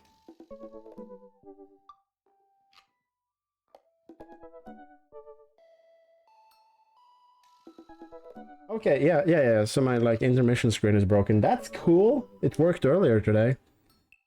What if we just try to do this? And then we go back. No, okay. So I need to figure out... I think I know what I did. I think I broke it before stream. Holy fucking shit, I'm an idiot. Okay, anyway. This has been a super fun stream. I am fucking loving this game. I enjoy really much streaming it.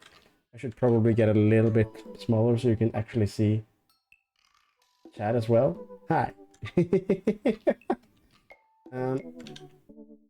So, what are we doing? Who the heck is streaming? Oh, I know. Because we have a lot of boys in chat. And we will go here. Stream administration. Holy, this is a lot of steps to do because I don't have it open in the background. Okay. No. We're gonna do a proper one. The boy, the man. Yeah, we're wait, we can't? We can't? What? Why can't we? We are... I thought... I was... We're supposed to raid fucking Zoran the Bear. But he doesn't allow me.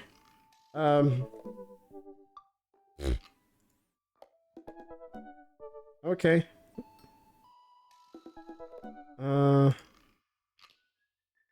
Party demon as it is. The solid backup. Thank you all for joining me today. It's gonna be Gundam tomorrow, and I don't know how the rest of the week is going to look. I want Thursday as well, and the weekend is complicated, so maybe Saturday. I don't know yet. But either way, I'm up for playing some games later soon. I need to get some more cold water, some iced tea, and you have fun and be nice to Miss Demon, okay? See you soon.